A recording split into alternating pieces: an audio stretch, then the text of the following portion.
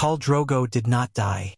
It seemed an impossible feat at first, but on that sweltering night in the depths of Dothraki, as the pyre blazed and the scent of burning flesh mingled with the floral smoke of incense, Daenerys Targaryen refused to accept the inevitability that her sun and stars would be taken from her. She knelt beside him, brushing the strands of sweat-drenched hair from his forehead, and felt for a heartbeat that fluttered like a trapped bird behind his ribs. Though the witches had spoken of curses and consequences, though the wound in his chest had festered, she would not abandon him. She pressed her palm there upon his heart, as she had done so many times before, and prayed to gods she had never prayed to. The old gods of the Dothraki, the new gods across the narrow sea, even the unknown gods of her ancestors. She summoned what she did not know she possessed: fire and blood, a mother of dragons, forged in heat and pain, but also a woman who had come to love this wild, proud man who named her Khaleesi. With half-whispered promises, she spilled a few final drops of her own blood onto his seeping wound, ignoring Ser Jorah's warnings that she would burn her hand. She felt the sting, yet never flinched. The flames roared, fueled by night air and her unwavering resolve. When his eyes opened in the pre-dawn grayness, they were not empty, nor clouded by death. They were the fierce eyes of the Khal she knew, brimming with rage at whatever realm had tried to claim him. He stirred and rasped her name, tongue thick with thirst, arms struggling to push him upright. Daenerys had tears streaking her cheeks, tears of both joy and terror, because she knew that playing with sorcery comes with a price. But as she held Drogo and felt him slip back from the brink, she decided that some prices must be paid. The next days were slow torment for him. Infection lingered, battling his robust body. He trembled with fever, spat curses in Dothraki, sometimes forgetting he was awake. Daenerys hardly slept. The Khalasar grew restless. Many believed Khal Drogo had been touched by dark magic. Others saw his survival as a sign of the stallion who mounts the world. Whispers spread swiftly among the Dothraki, and even the thrashing wings of infant dragons, strange little beasts that hissed and curled about their mother's shoulders, seemed somehow inseparable from Khal Drogo's return.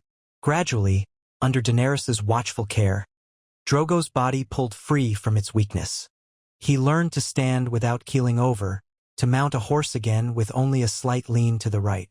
Though his strength returned, a ghost of that near-death experience haunted his gaze at times. His hair, the uncut braid that declared him undefeated, remained long and intact, for none could claim he had lost in single combat.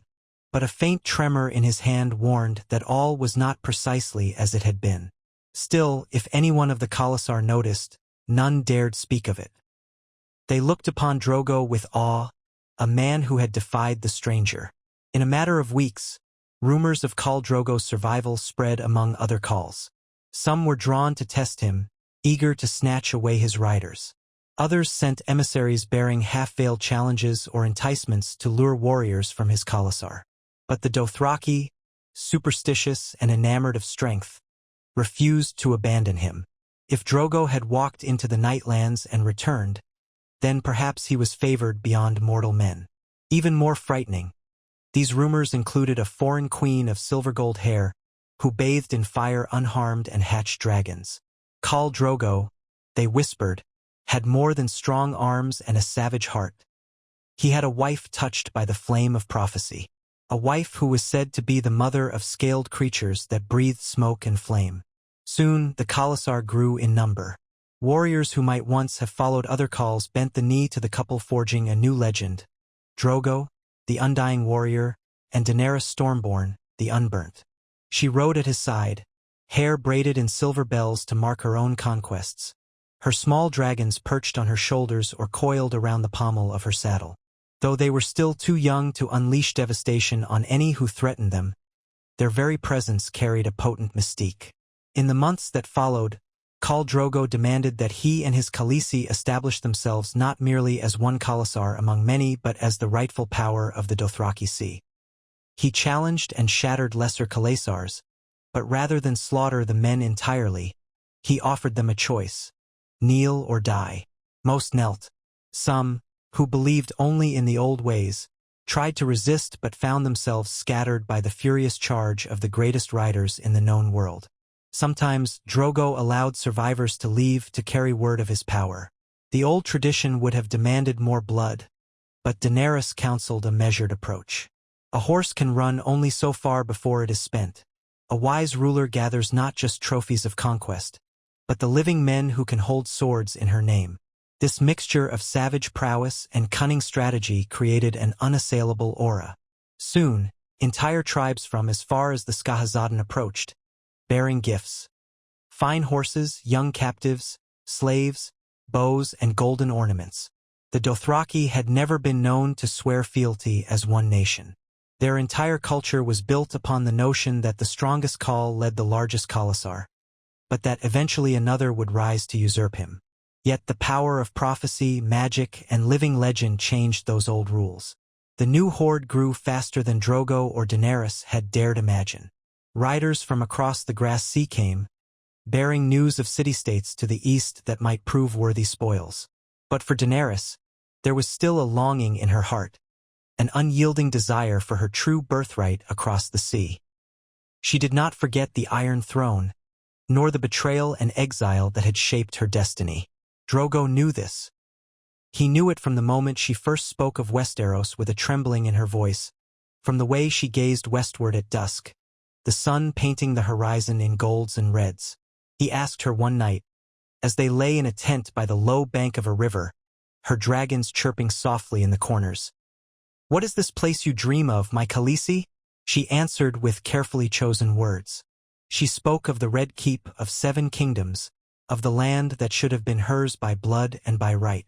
She spoke of the father she never knew, the mother who died birthing her, of the usurper who wore the crown, and of houses that owed her fealty if only she could cross the sea in strength.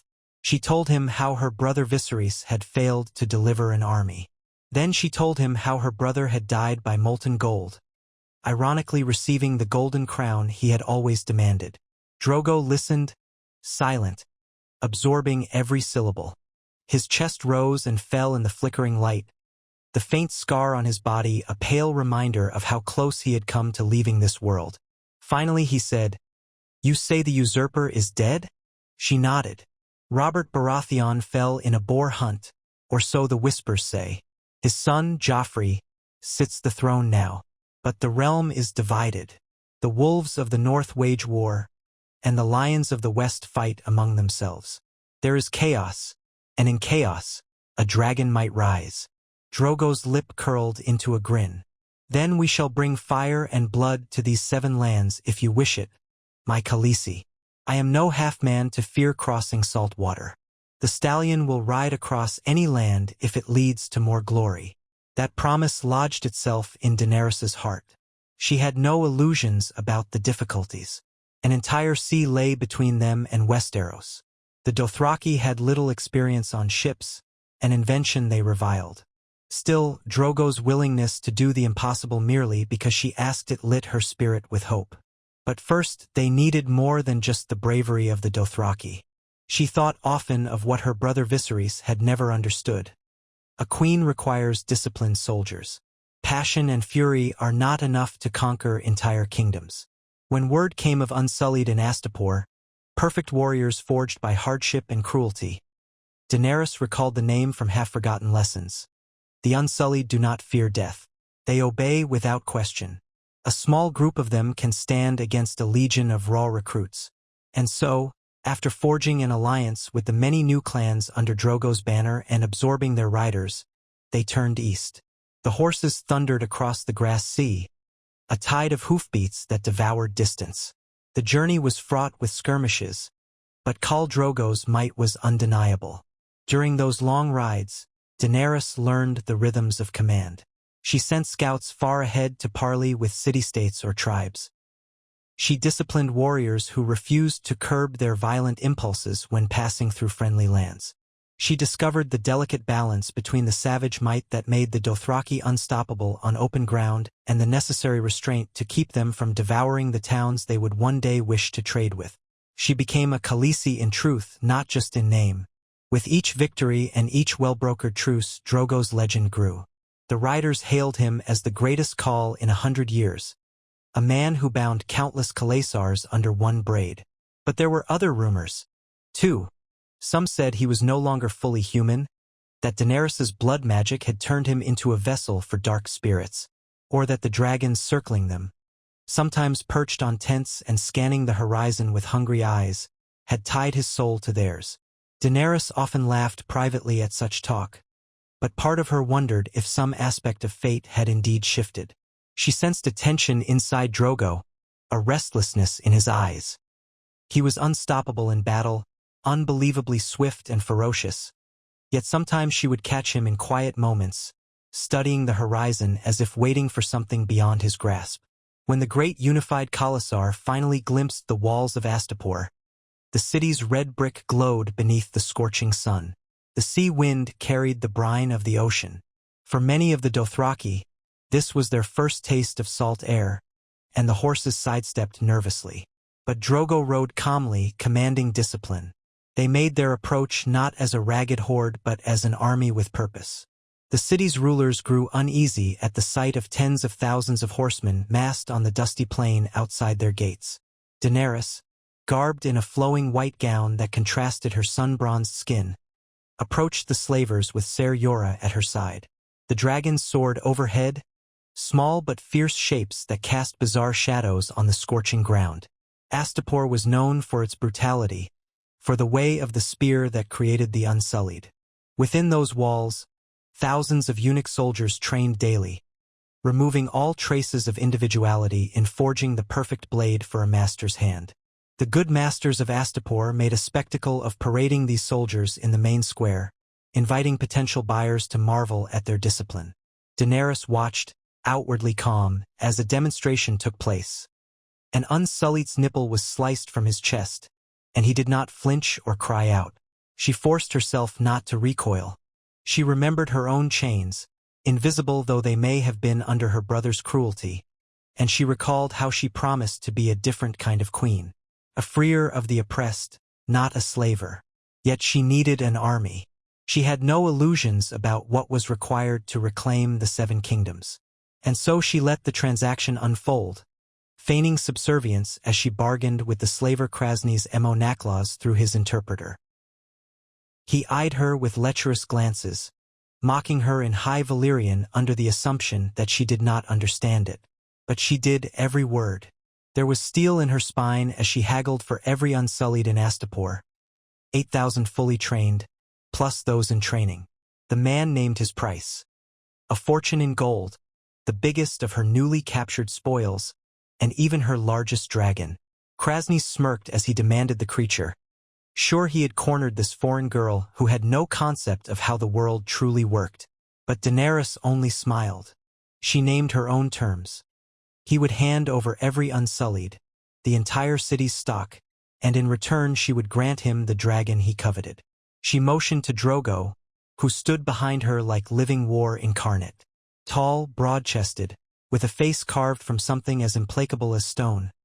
Drogo fixed Krasny's with a stare that all but promised violence if the slightest detail went awry.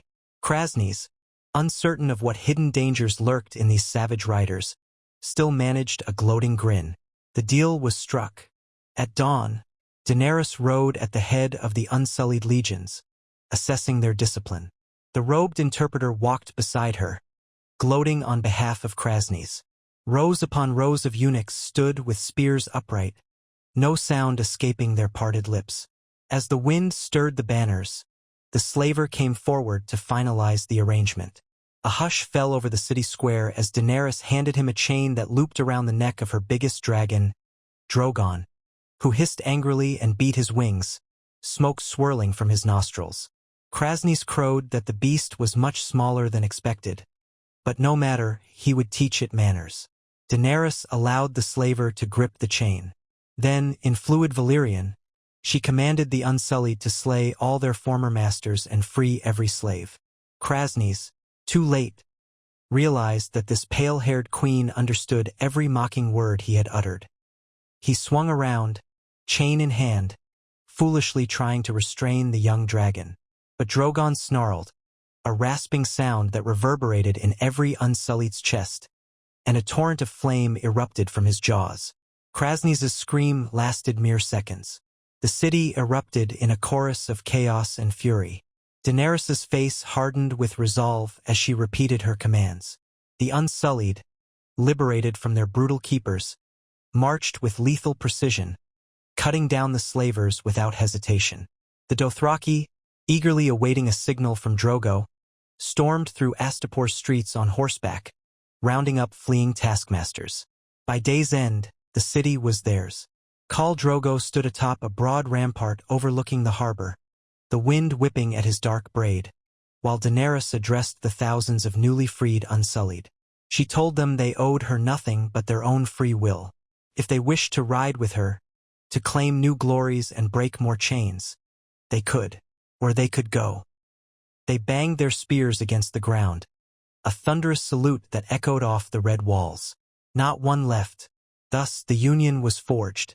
The greatest cavalry in Essos, the Dothraki under their resurrected Khal, and the deadliest infantry in the known world, the Unsullied, stood together under the banner of the Dragon Queen. Daenerys had proven her might, had taken her first steps in making good on her claim to be the breaker of chains. And Khal Drogo, enthralled by her cunning and strength, roared with triumph as he rode among the cheering throngs, proclaiming that the stallion who mounts the world would ride across many seas and many lands, and that by his side was the dragon who would light the sky with fire.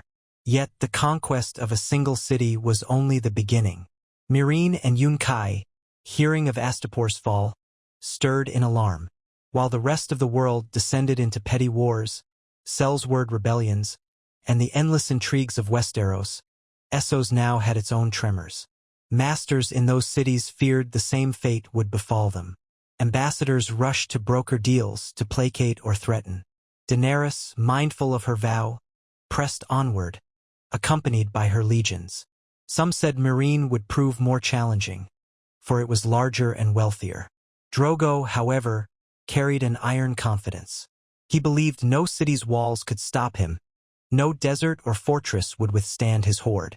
As the army marched north along the coast, they encountered new alliances of slavers attempting to stop them. Well-armed and well-funded, these enemies hired Sellsword companies by the dozen. But the combined force of Dothraki screamers charging from the flanks and Unsullied phalanxes advancing in disciplined ranks proved unstoppable. Over and over, Drogo and Daenerys showed the world what united strength truly looked like.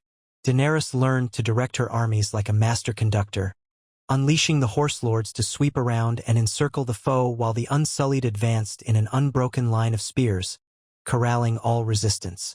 The dragons, still small, could burn enemy supply lines, sow terror from above, or set camps ablaze in the dead of night. The free cities watched this new power with a mixture of fascination and dread. Some, like Pentos, opted to remain neutral or quietly supportive, remembering Daenerys from her brief visits. Others, like Volantis, grew anxious that such a host might one day turn northward. But Khal Drogo cared nothing for petty feuds among those city-states. His desire burned for something larger. He wanted to stand upon the far shore of the narrow sea, to behold those western lands for himself, to unleash the Dothraki stallions upon the fields of the Seven Kingdoms. It was Daenerys's ambition, but he made it his own. Their campaign against Meereen required cunning more than brute force. The city's walls towered high, lined with scorpions and archers. The ruling masters believed that siege warfare would break the spirits of any horsebound army, but they underestimated Daenerys. She exploited their arrogance, sending envoys to invite negotiations while forging secret alliances with rebellious slaves inside Meereen's fighting pits. When the signal was given, an uprising rattled the city from within, and Drogo's riders poured in through a gate unbarred by conspirators. A savage struggle erupted in the streets. Arrows rained from rooftops, and the Unsullied marched in shielded blocks, spears bristling. The Dothraki, fearless in close-quarter battle, thundered through wide boulevards, cutting down any who challenged them. Daenerys used her dragons to incinerate the city's main storehouses, forcing the defending masters to capitulate or starve. By nightfall, Meereen fell. The pit fighters and slaves hailed Daenerys as a savior. She addressed them from a balcony in the Great Pyramid. Her dragons perched on either side, and gave them their freedom. Those who had been broken by whips and chains stared in wonder, uncertain whether to kneel or rejoice.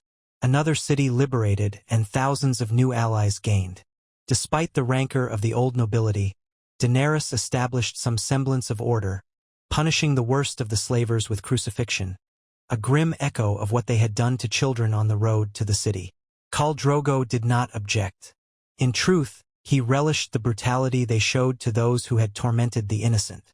Yet Daenerys also tempered him, ensuring the punishment did not devolve into a wholesale massacre. Their success in Yunkai followed swiftly, aided by the reputation that now preceded them. The freed city of Meereen had joined forces with the Breaker of Chains, and Astapor had become a stronghold of Unsullied. In Yunkai, a coalition of sellswords blocked the main road. But once again, the unstoppable tide of Dothraki riders and Unsullied foot soldiers shattered them. Another city's slaves welcomed liberation. Another band of outraged slavers cursed Daenerys and sent assassins in the night. Still, the most formidable challenge lay not in Essos, Daenerys knew, but across the sea in Westeros. The war there, she heard through her network of whispers, had become more savage by the day. Joffrey Baratheon's rule in King's Landing was tenuous. The War of the Five Kings raged, with the North under Robb Stark, the Iron Islands under Balon Greyjoy, and the Reach, the Vale, and Dorne each entangled in shifting alliances. Some prayed for the rumored silver-haired Targaryen with dragons to appear and bring a swift end to the chaos. Others dismissed the possibility. A Targaryen had not been seen in Westeros for nearly 2 decades. Yet the bards who loved rumor more than truth began to spin tales of a queen who conquered cities in the east, a Khal who rode alongside her, defying the natural order of the world. Daenerys gathered more ships than anyone thought possible. Astapor's harbor, Meereen's docks, and Yunkai's coastal enclaves provided vessels of varying shapes and sizes, stolen from slavers, purchased with gold seized from the vaults of the masters, or built anew by those freed from bondage. Many Dothraki still balked at the notion of traveling by boat, but Drogo, in his unyielding determination, ordered them to swallow their fear. He himself boarded the largest ship, a towering quinquereme named Mother of Mountains, to demonstrate that no horse lord was above the journey. The crossing would be dangerous. The seas could rage, storms could snatch men into the deep. But the thrill of conquest, the promise of new lands, beckoned. Long caravans carried supplies and provisions to the coastline. The Unsullied stood watch, forming a protective perimeter while entire families of Dothraki riders and thousands of freed slaves boarded the ships. Slowly, a monstrous fleet assembled off the shore, over 1,000 ships of varied design, some barely seaworthy. But in the eyes of those who guided this exodus, it was a sign of unstoppable purpose. On the eve before departure, Daenerys walked the shoreline under a sky cluttered with stars. Behind her, the Dothraki tents spread across the dunes, their fires flickering like a reflection of the heavens. She found Drogo standing knee-deep in the lapping waves, his gaze fixed westward, scanning the black horizon. She joined him, the cold water swirling about her ankles. "They say these waters are haunted," she mused, linking her arm through his. He snorted. "Let the waters quake before us." She leaned her head against his muscled arm. "We truly go now, don't we? All this time I've dreamed of home, of reclaiming what was stolen from me. But Westeros was always a distant vision. Tonight, it feels very close, and it frightens me." Drogo turned to her, the faint moonlight revealing the scar above his right pectoral, the one that nearly claimed his life so long ago. "In the Dothraki Sea, I once feared no enemy, but then a small blade felled me. Life is uncertain, moon of my life. Fear can guide us or destroy us." He ran his hand gently down her braid. "You have the might of thousands at your back, and dragons for children. The world trembles at your name, and still you tremble. It is good. You are alive, Khaleesi. You have a heart that beats with more passion than any I have known." She reached up, touched his cheek. "Together, we will conquer the 7 kingdoms, but they will not kneel easily. Even broken, There are great houses with proud histories, cunning lords, and knights who follow codes of honor. Drogo's dark eyes sparked. Let them. We will meet them in battle if we must. Their codes and banners will crumble before the strength of our riders and your unsullied soldiers. A breath of wind stirred Daenerys's hair. She thought of what she would do with the Iron Throne once it was hers. She thought of the hatred some might harbor for the Targaryen legacy.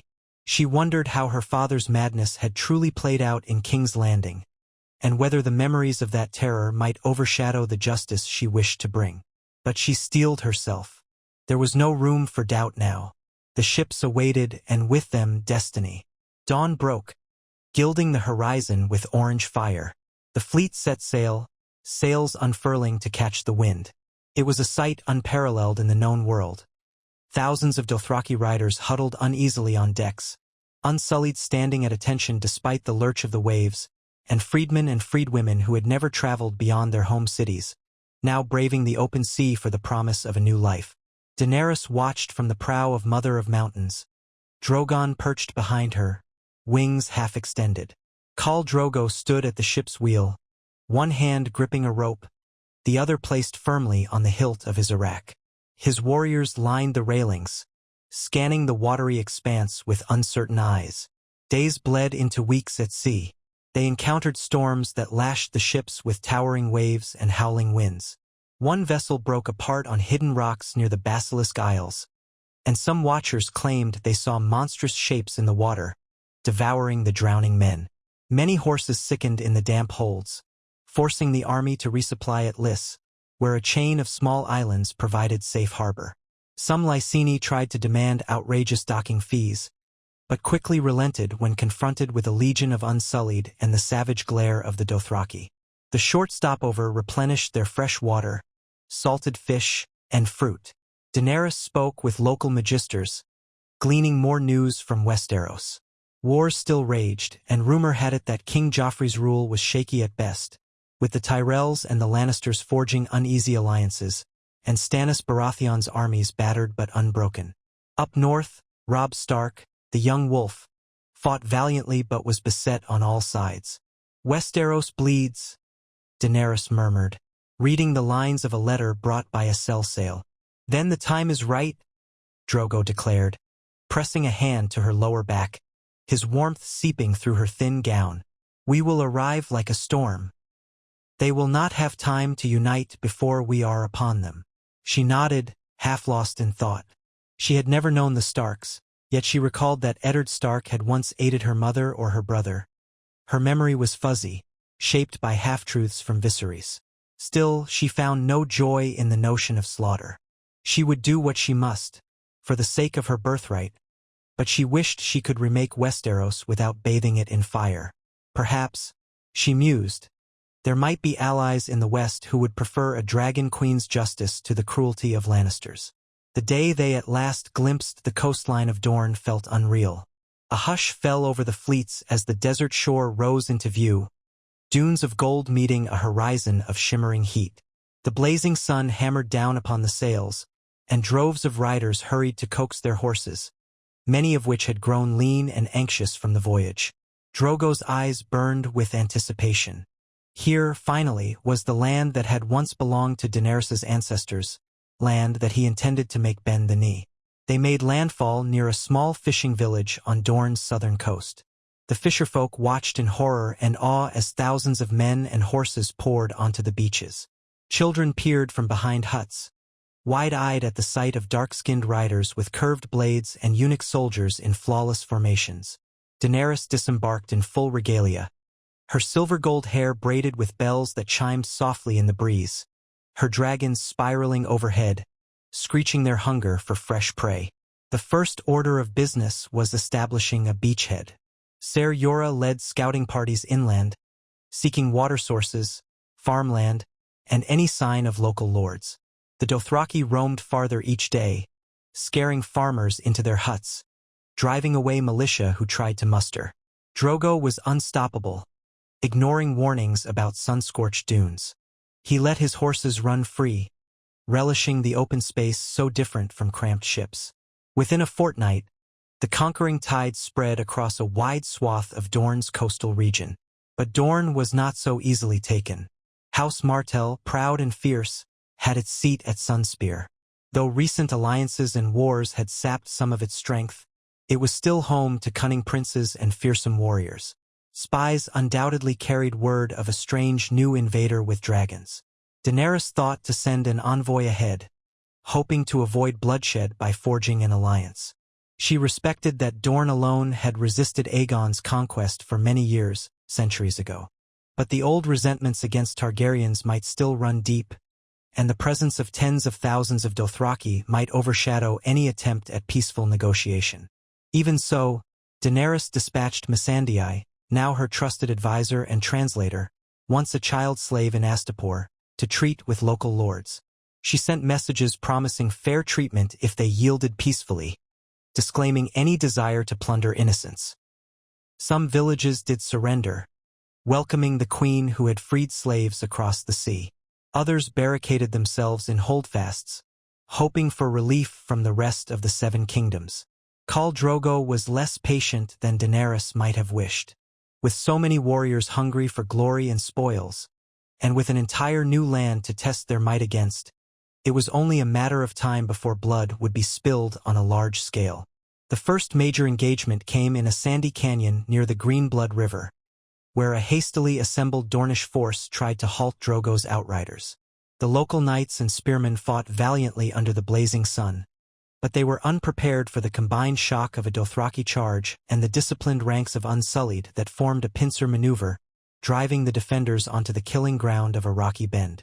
Blood soaked the sand, and the survivors scattered or were taken captive. Word spread like wildfire across Dorne. The Dragon Queen was here, with an army the likes of which Westeros had never seen. Dragons circled overhead, still relatively small, but capable of lighting the sky in flame. The Dothraki outriders advanced with inhuman speed, sowing terror and confusion, while the Unsullied marched in perfect lines behind Daenerys's banner. The Martells could not ignore this. Prince Doran, it was rumored, was ill and reclusive within Sunspear.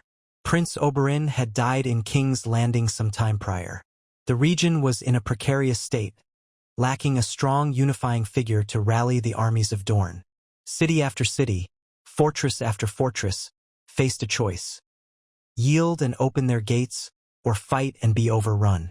Some tried to resist, believing they could delay the invaders until reinforcements arrived from King's Landing or Highgarden. But the civil wars among the Baratheons, Lannisters, and Starks meant that no swift aid came. The Dornish skirmishers who fled carried rumors of a demon call astride a red-eyed stallion, slashing men apart with savage glee, while his queen's dragons shrieked in the sky. Yet Daenerys and Drogo did attempt to show mercy to those who surrendered without bloodshed, following the queen's principle of offering an open hand before a closed fist. Soon, the entire southern coast from the Broken Arm to the Greenblood was effectively in Daenerys's hands. She established a temporary seat in an old fortress near the coast, from which she could direct her armies inland. Scouts reported that King's Landing itself was in disarray. Joffrey had died unexpectedly. Poison, some said, and Tommen Baratheon now wore the crown, guided by Tywin Lannister's regency. Stannis still contested the throne from Dragonstone, and the north raged against the south. As these ravens arrived, Drogo grew impatient. While the lion and the wolf tear each other apart, we should ride for their capital, he told Daenerys. Let them see our spears at their gates. Let the dragons burn their ramparts. The city will crack open like an egg. Daenerys understood the impulse. Part of her wished to ride at once, to see the Red Keep and reclaim her father's seat. But she recalled the cautionary tales of the Field of Fire and the madness that can grip a conqueror. She remembered how Aegon had methodically subdued each region, forging alliances, ensuring that his new kingdom would endure. We must move with purpose, she said gently to Drogo, in the privacy of a newly claimed solar. If we rush to King's Landing without securing the loyalty of Dorne, we may leave an enemy at our backs. And if we take the city in a storm of fire, what then? We risk making enemies of the entire realm. I do not wish to be queen of ash and bone. Drogo's jaw tightened. Then he placed a firm hand on her shoulder. "You are wise, my Khaleesi, but do not let your caution turn to fear. We are strong, stronger than these Westerosi can imagine. Strike while the iron is hot." She nodded. "We will strike, but in a measured way. Let me send envoys to the Martells again, and to any other Dornish houses that might accept me. We do not need to murder them all to gain their allegiance. Once Dorne is secure, we will decide our next move. With the entire south behind me, I can approach King's Landing with more than just swords. I will have legitimacy as well." So it was that Daenerys reached out once more to House Martell. This time, Princess Arianne Martell, niece of Prince Doran, answered. She traveled under a banner of peace to meet Daenerys in an orchard. Khal Drogo and 50 of his best blood riders stood by, tension evident in every muscle. Princess Arianne arrived with an escort of Dornish spearmen, all bearing the sun and spear sigil. A wary negotiation followed. Arianne had no love for the Iron Throne, remembering how her family had suffered under the Lannisters. She had heard rumors that Prince Rhaegar Targaryen, Daenerys' slain brother, had once been dear to the Martells. Weighing the unstoppable force standing before her, Arianne offered a conditional alliance. Dorne would accept Daenerys Targaryen as queen if she recognized Dornish autonomy within the Seven Kingdoms and protected Dornish interests when she came into her rule. Daenerys, after consulting Drogo and Ser Jorah, agreed to terms that allowed House Martell certain privileges and a voice in her future small council. In return, the Dornish would open their fortresses and armies to aid her in conquering the rest of Westeros. An accord was reached. The tension in the orchard eased, replaced by cautious relief. Arianne's eyes flicked more than once to Drogo's imposing form and the swirl of dragons overhead. She was shrewd enough to see that this Targaryen queen might be unstoppable, so better to join her than face the wrath of Dragonfire. Thus, in a single stroke of diplomacy, Daenerys secured the southernmost region of Westeros. Dorne opened its roads, supply lines, and fortresses. Khal Drogo took personal satisfaction in the tribute the Dornish lords now offered, from gold and spices to strong, swift desert horses. But he cared little for the intricacies of politics. With Dorne pacified, his eyes looked north, to the open expanse of the Stormlands.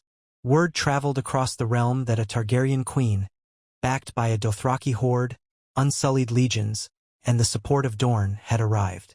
The realm buzzed with uncertainty. Some lords proclaimed fealty from afar, hoping to preserve their lands. Others braced for war, raising banners and fortifying keeps.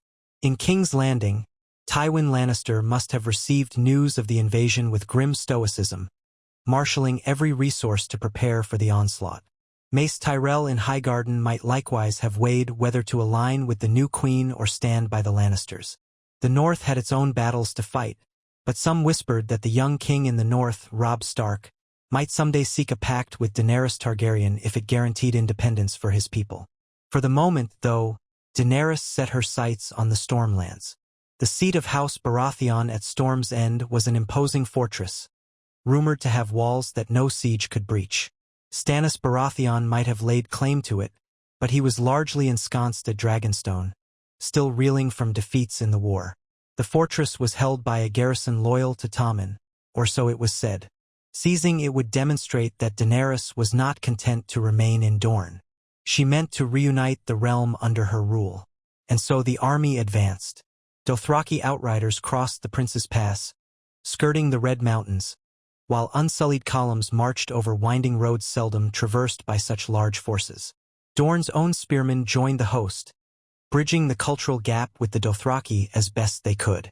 Daenerys rode with Drogo, often letting her dragons fly overhead to scout. They cut a swift pace, capturing minor castles along the border that offered little resistance once confronted with the might of their combined armies. As they neared the Stormlands, the weather turned foul. Clouds gathered like dark beasts, and lightning rent the sky. Rain hammered down, turning the roads to mud. The Dothraki cursed the wet weather, unused to such dampness, but they pressed on. The Unsullied marched in perfect step, heedless of the downpour. Daenerys drew her cloak tight, looking up at the swirling black sky. In times past, Storms had tested the Baratheon seat, but the Targaryens had once broken Storm's End through cunning. She wondered if she, too, would find a way past those formidable walls. Their approach did not go unnoticed.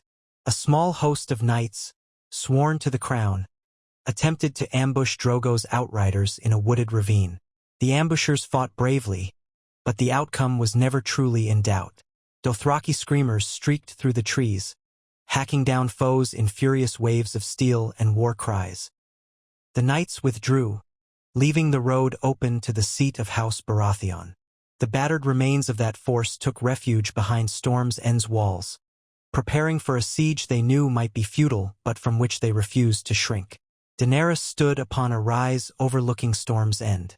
The fortress stood defiant against the roiling sea, massive walls curving around it like a stone embrace. Towering battlements jutted upward, their dark silhouettes etched against the lightning-laced sky. Waves crashed against the cliffs, sending plumes of spray into the air. It was a scene of raw power, but so was the army that stretched behind her. Dothraki riders in endless lines, unsullied ranks at attention, Dornish spears poised, and her dragons flying overhead like living shadows. She knew the siege would be costly if she tried to batter down those walls in a traditional manner. Storm's End had survived countless storms and armies alike. But these defenders had never faced dragons, nor had they faced a resurrected Khal who had shattered cities across Essos. Drogo itched to order a frontal assault, but Daenerys restrained him.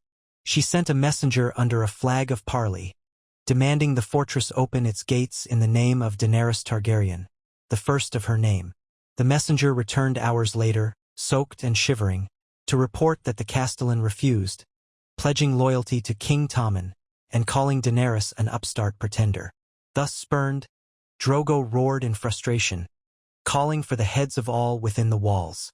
Daenerys surveyed the fortress with narrowed eyes, pondering whether to attempt a cunning infiltration or to rely on dragonfire. The storm raged overhead, thunder rumbling like the drums of war. She recalled old stories of how her ancestor, Orys Baratheon, had once laid siege to Storm's End with Aegon the Conqueror's help, how it had been a test of might and wit. Now she stood on the other side of history. When the next dawn broke, the storm had lessened, leaving a gray sky streaked with lingering clouds.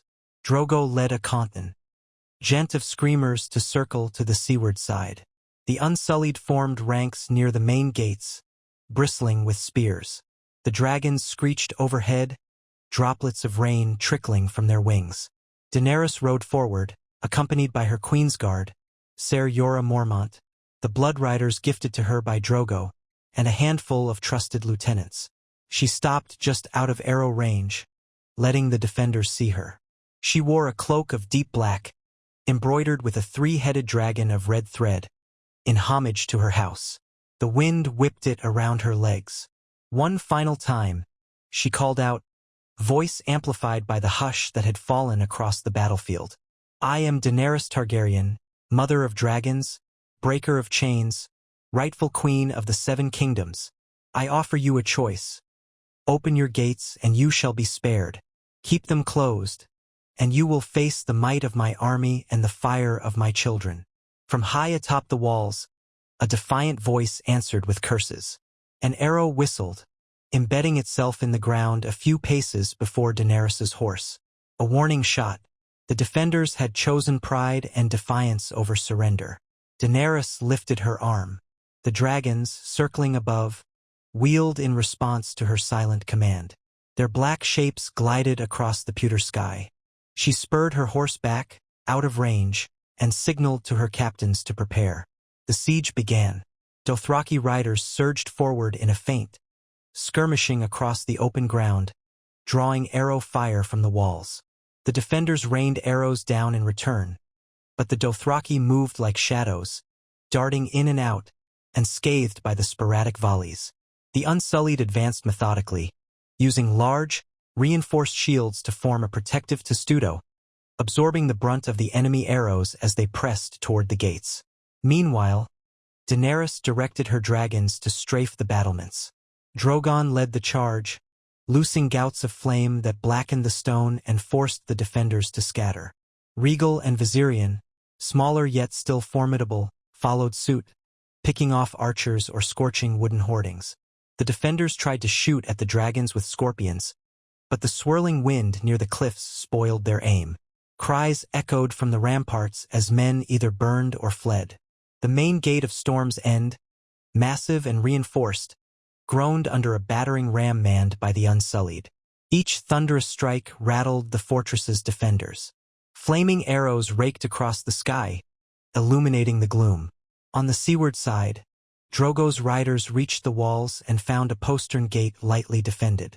Waves crashed against the rocks, drenching the approach in foam.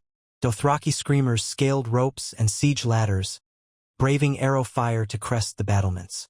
The conflict devolved into brutal melee at the parapets, steel ringing on steel. The defenders fought valiantly, but the combined force was too great. At last, the gates gave way. Unsullied poured through like water breaching a dam. The courtyard erupted in savage battle. A handful of knights, determined to protect the Baratheon seat, formed a shield wall. But in the face of disciplined and fearless Unsullied, they were surrounded and overwhelmed. The Dothraki, having gained the upper ramparts, whooped in exultation as they carved a path through the rear guard. The Castellan tried to rally a final stand near the main keep, but dragons circled overhead, spitting fire, sowing panic. Daenerys entered the fortress behind a vanguard of Unsullied. Corpses littered the rain-slick stones, and the stench of burnt flesh hung thick in the air. She kept her head high, steel in her gaze. Some of the defenders dropped to their knees, throwing down their weapons. The Castellan, an older knight with a battered sigil on his breastplate, stood defiantly before her until his men wrenched away his sword, telling him it was over. He spat at the floor and pronounced a curse on House Targaryen. Drogo, riding in astride a stolen horse, nearly struck the man down then and there, but Daenerys stayed his hand. She ordered the knight to be taken as a prisoner, not a corpse. In the great hall of Storm's End, Daenerys ascended the dais where once the banners of House Baratheon had hung. Now, the wind blew through shattered windows, and soot stained the walls. Her dragons perched on broken arches, tails lashing. Drogo joined her at the dais, claiming victory with a grin that flashed white teeth. The Stormlands had fallen to the Khal and his Khaleesi. Though it was but one fortress, Storm's End was a symbol of immense significance. Word would surely spread of how the Targaryen queen and her Dothraki husband shattered the Baratheon seat in a single day's siege, something even Renly or Stannis had never managed to do to each other. Now the path to King's Landing lay open.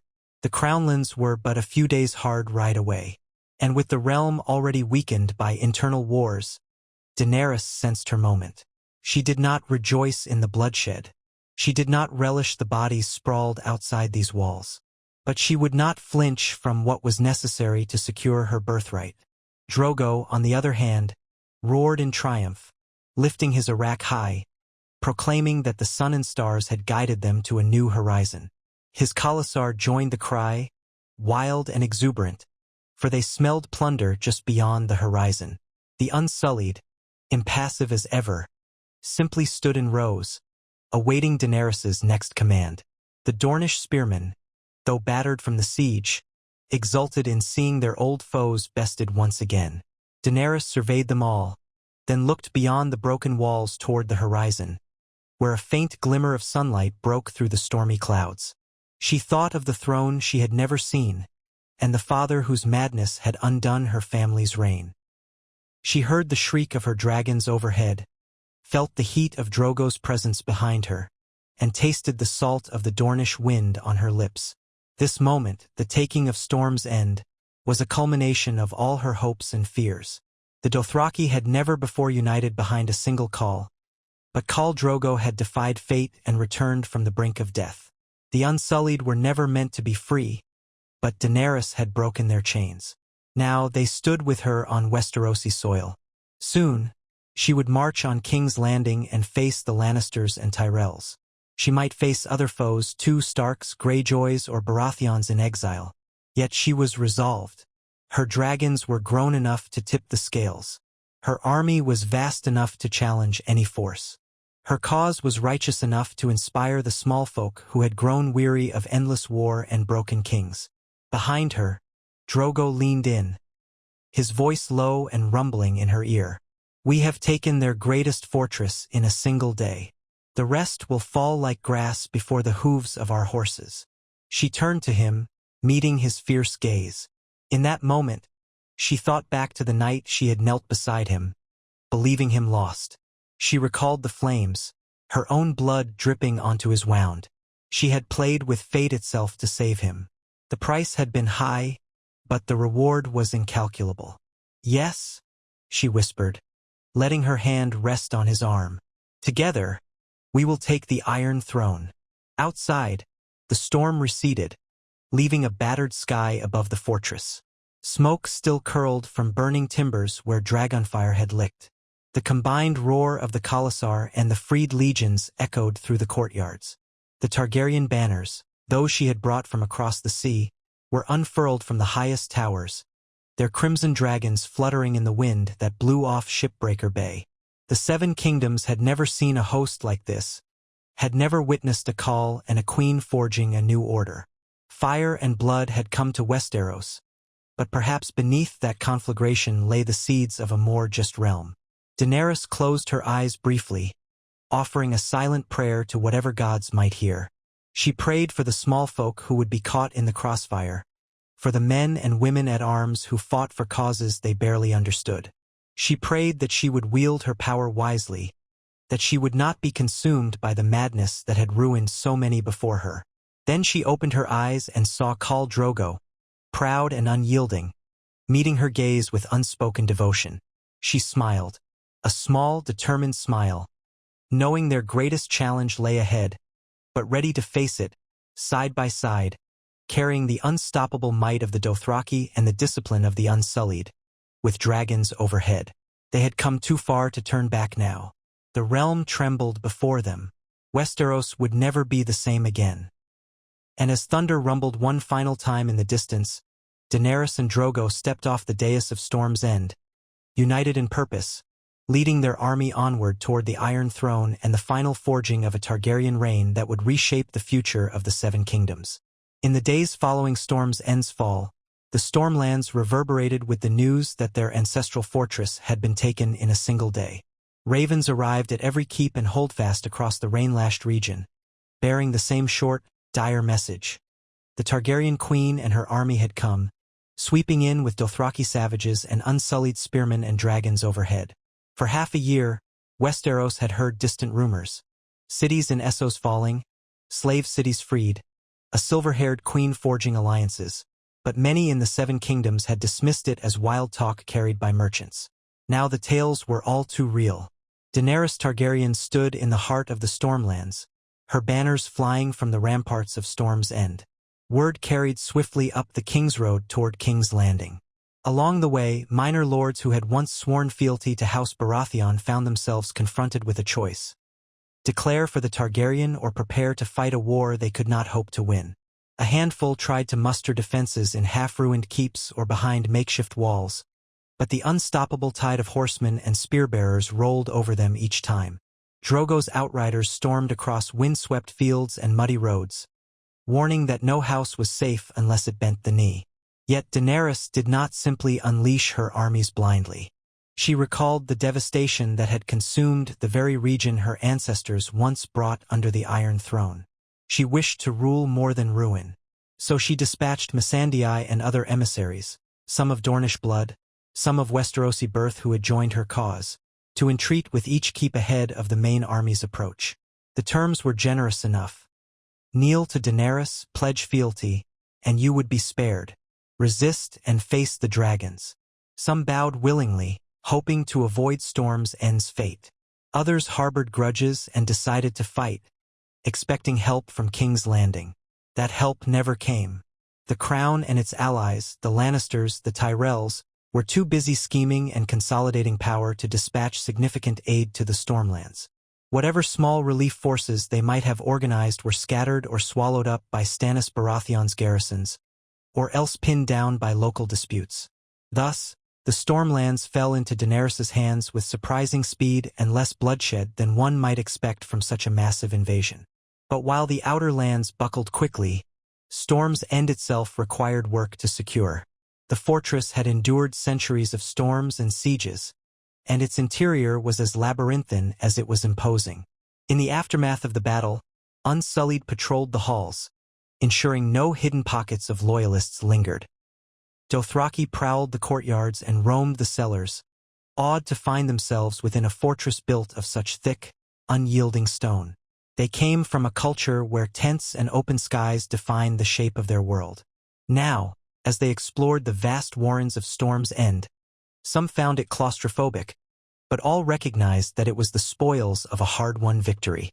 In a broad courtyard near the main gate, Khal Drogo established his own presence. His blood riders staked out an area for horses, leading in fine mounts seized from the stable of the late Castellan.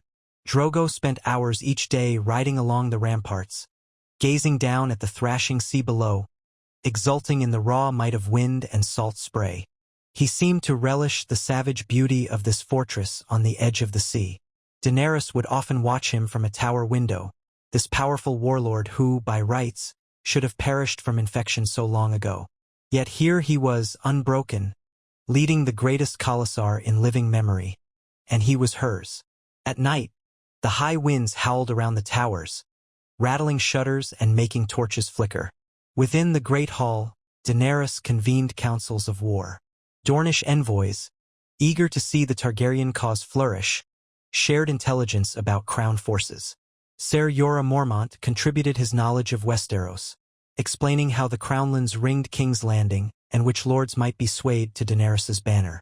Many had grown disillusioned with Lannister rule. Others hated Stannis Baratheon for his harsh fanaticism. Still others were too frightened to make a move, waiting to see which way the winds would blow. Daenerys, seated in a carved wooden chair that served as a makeshift throne, listened attentively. She pressed her advisors on every detail: roads, garrisons, supply lines, the disposition of Tyrell forces. Tywin Lannister, they whispered, remained Hand of the King, propping up young Tommen Baratheon. Margaery Tyrell was the queen, forging an alliance that had sealed the fate of many houses who dared oppose them. The Tyrells possessed the largest standing army in the Reach and commanded a wealth of resources that dwarfed even what Daenerys had seized so far. The Lannisters brought gold from the Westerlands, cunning from Casterly Rock, and the storied knights of the Kingsguard. But however formidable those combined forces might be, they also faced a realm exhausted by years of war. Daenerys's arrival was another hammer blow, one that might shatter the last vestiges of Lannister-Tyrell unity if applied correctly. Still, every step had to be planned. The Targaryen host was massive yet new to Westeros. The Dothraki thrived on open-field warfare, not protracted sieges.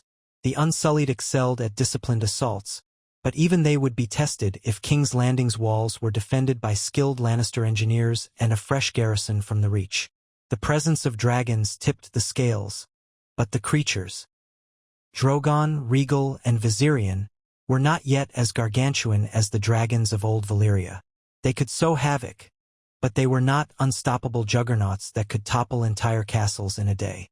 In the midst of these deliberations, emissaries from nearby lords came and went, some bearing grudging oaths of fealty, others offering small tokens of loyalty: barrels of grain, fresh fish, casks of wine.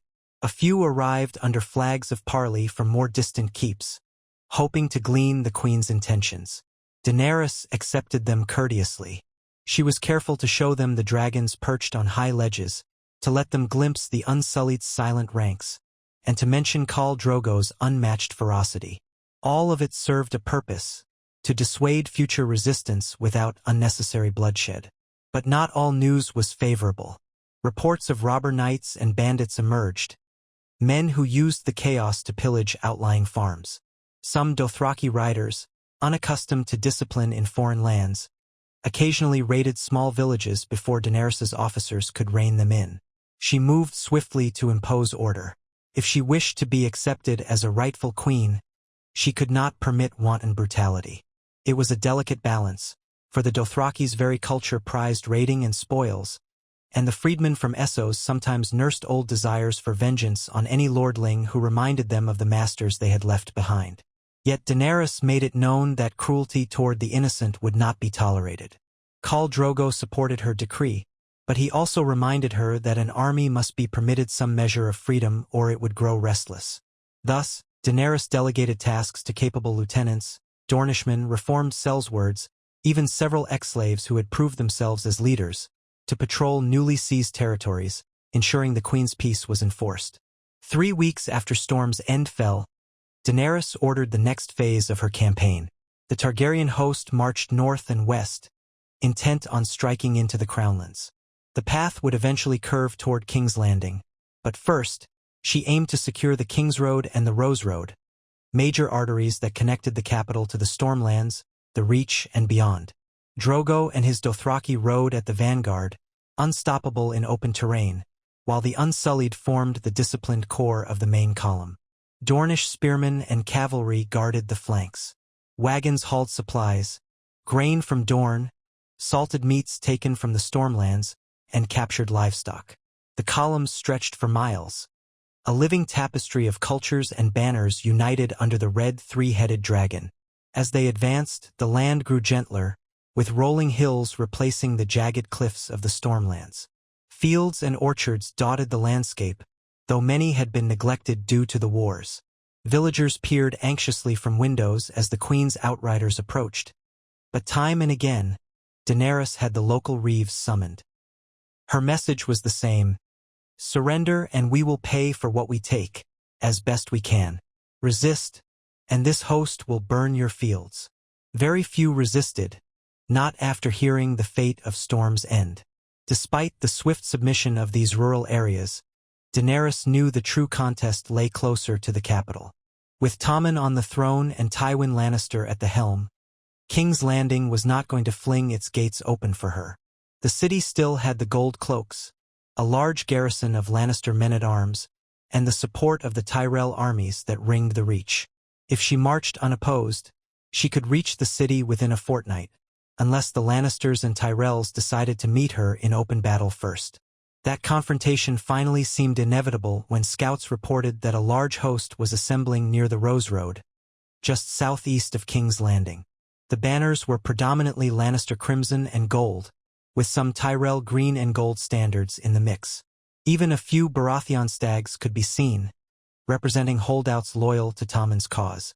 The scouts estimated the force at around 30,000 men, still less than Daenerys's combined numbers, but a formidable army nonetheless, led by knights with steel discipline and cunning commanders. Daenerys's captains debated whether to circumvent them or engage them directly. Some urged a swift strike at King's Landing before the defenders could fully mobilize.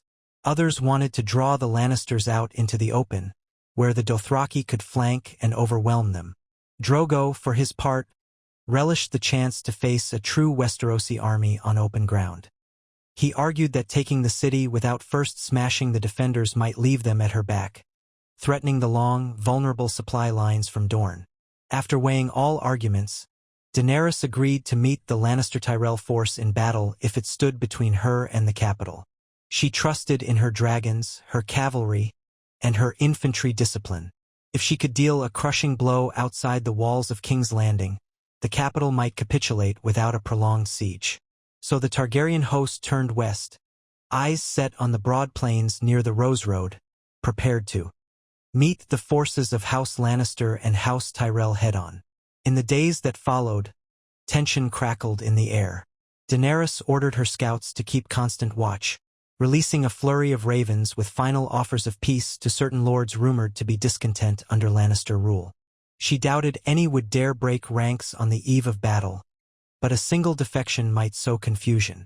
Meanwhile, Drogo led columns of Dothraki across the countryside, searching for ideal ground to force a confrontation. The fields were wide, dotted with patches of tall grass and the occasional copse of trees, perfect terrain for cavalry maneuvers. It was on a sweltering afternoon that the opposing armies finally sighted each other. Daenerys stood on a small rise, flanked by Ser Jorah and a handful of advisors. The horizon shimmered with heat, and the gleam of sunlight on metal told her that the Lannister-Tyrell host was assembling in orderly ranks. She spied bright pennants flapping in a faint breeze, golden lions, roses, the crowned stag, and even the royal banner of House Baratheon/Lannister combined. Columns of pikes, swordsmen in mail, and cavalry in shining plate formed a grand array.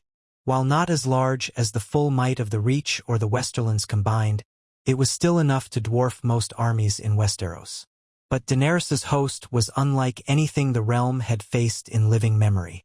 The Dothraki alone numbered well over 50,000 riders and non-combatants, though many freedmen marched on foot or tended wagons, and not all were disciplined warriors. The Unsullied, however, formed a solid core of 8,000 elite soldiers, drilled to perfection. Dornish spearmen bolstered their ranks, and newly raised Stormlander levies, those who had declared for Daenerys, added another layer of manpower. Moreover, the 3 dragons circled overhead, smaller than Balerion of old, but still capable of raining terror from the sky. Both sides paused at a respectful distance, each well aware that the other was ready for blood. Daenerys, mounted on a silver mare, conferred with Drogo. "If they wish to parley, we may glean their intentions," she said. "Though I doubt Tywin Lannister or Mace Tyrell would come in person." Drogo snorted. "If they come to talk while they scheme behind our backs. I would rather face them with steel than words." Still, Daenerys sent forth an envoy under a white banner. Ser Jorah volunteered, reminding her that he had once fought for Robert Baratheon but had come to see the truth of her cause. Perhaps a familiar face would grant him audience. Indeed, the Lannister lines parted enough to allow a small group to approach. From a distance, Daenerys watched as Ser Jorah dismounted, spoke to a cluster of armored knights, and then eventually returned at a slow canter. He reported that the army was nominally commanded by Ser Kevan Lannister, Tywin's brother, and Lord Mathis Rowan of Goldengrove, a prominent Tyrell bannerman. They refused to surrender or to recognize Daenerys's claim. They demanded that she disband her foreign hordes, relinquish her dragons, and come to King's Landing to discuss the realm's future. The terms were so absurd that a smile touched Daenerys's lips, laced with bitterness.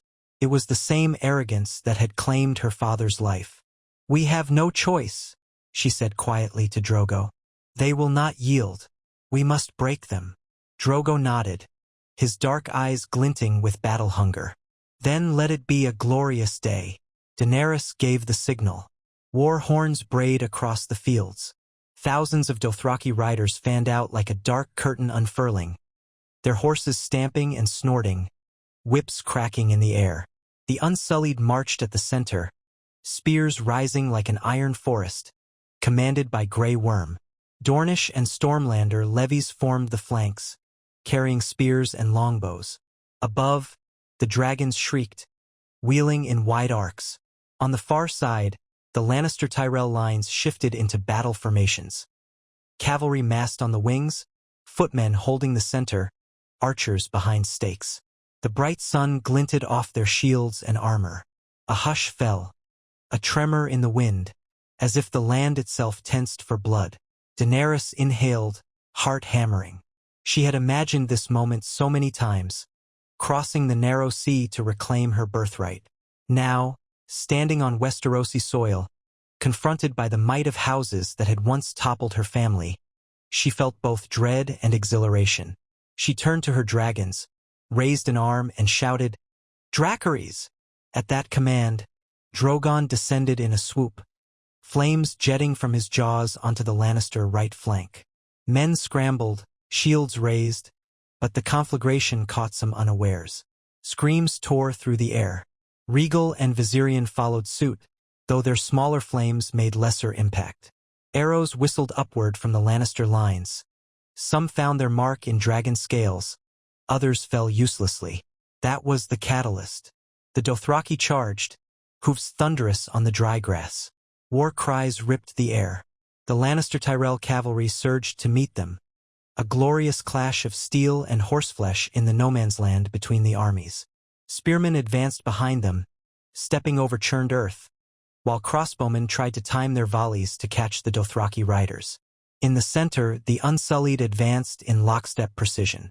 Arrows rained down, clattering off shields. Grey Worm barked commands in Valyrian, and the ranks tightened. The foot soldiers under Kevan Lannister braced for impact. Within moments, the lines collided in a deafening melee. The Unsullied spears stabbed forward with inhuman discipline, each soldier covering the next. The Lannister pikemen tried to push them back, but the eunuchs did not falter, even as men fell to the ground with swords buried in their chests. Blood slicked the grass. On the flanks, the Dothraki's mobility and ferocity began to tell. They swarmed around the slower, heavier Westerosi cavalry, leaning from their saddles to carve knights out of their stirrups with rocks. Some knights, well-trained, managed to keep formation and strike back. But the unstoppable swirl of hooves, cries, and gleaming blades roiled around them. Horses whinnied in terror. The Dothraki savage war cries tore into the hearts of men who had never before seen such a style of warfare. Coupled with the dragons wheeling above, diving to unleash bursts of flame, panic began to spread. Nevertheless, the Lannister Tyrell host was not a mob of peasants. They were disciplined soldiers and proud knights, many tested in the War of the Five Kings. They rallied around their banners, trying to encircle portions of Daenerys's line. Dornish spearmen engaged them on the left flank, shouting old curses about past injustices. The two sides clashed with a fury that shook the air. Amid the chaos, Daenerys rode behind the main lines, flanked by a personal guard of Unsullied and Dothraki blood riders who had pledged themselves to the Khaleesi. She kept watch on the swirling battle, sending signals by horn and messenger to reinforce weak points or exploit sudden openings. She could see Drogo in the thick of it, his copper bells ringing in his braid, his arak flashing red with blood as he roared commands. Wherever he rode, the Dothraki parted the enemy's ranks like a blade slicing flesh. A moment of sudden threat came when a wedge of Lannister cavalry broke through a gap in the Dornish ranks and galloped toward Daenerys's position. She heard the pounding hooves, saw the glint of their sigils. A golden lion on crimson. Her heart gave a leap, and she spurred her horse forward, snapping, "Defensive circle!" The Unsullied around her reacted instantly, forming a ring of shields. The Lannister knights hit them with a thunderous crash, but the Unsullied stood firm, thrusting spears into the horses' chests. Several knights toppled, pinned beneath their dying mounts. One knight, face hidden behind a lion-crested helm, lurched on foot, sword raised, bellowing a war cry. His blade met the Unsullied spear point, and he fell, blood spraying across the grass. Within minutes, that knightly wedge lay shattered, bodies strewn around the protective circle.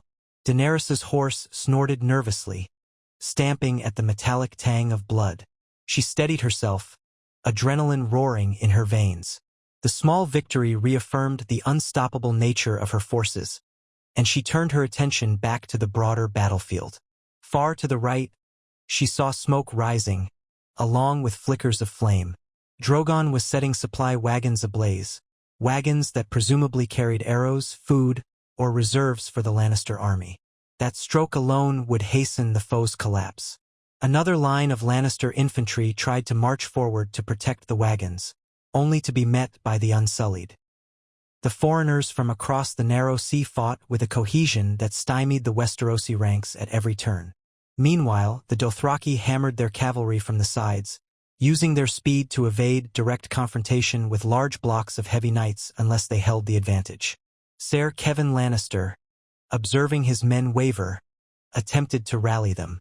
He rode through the lines, calling out orders in a steady, commanding tone. He formed a defensive perimeter where possible, forcing the horsemen to charge into braced spears.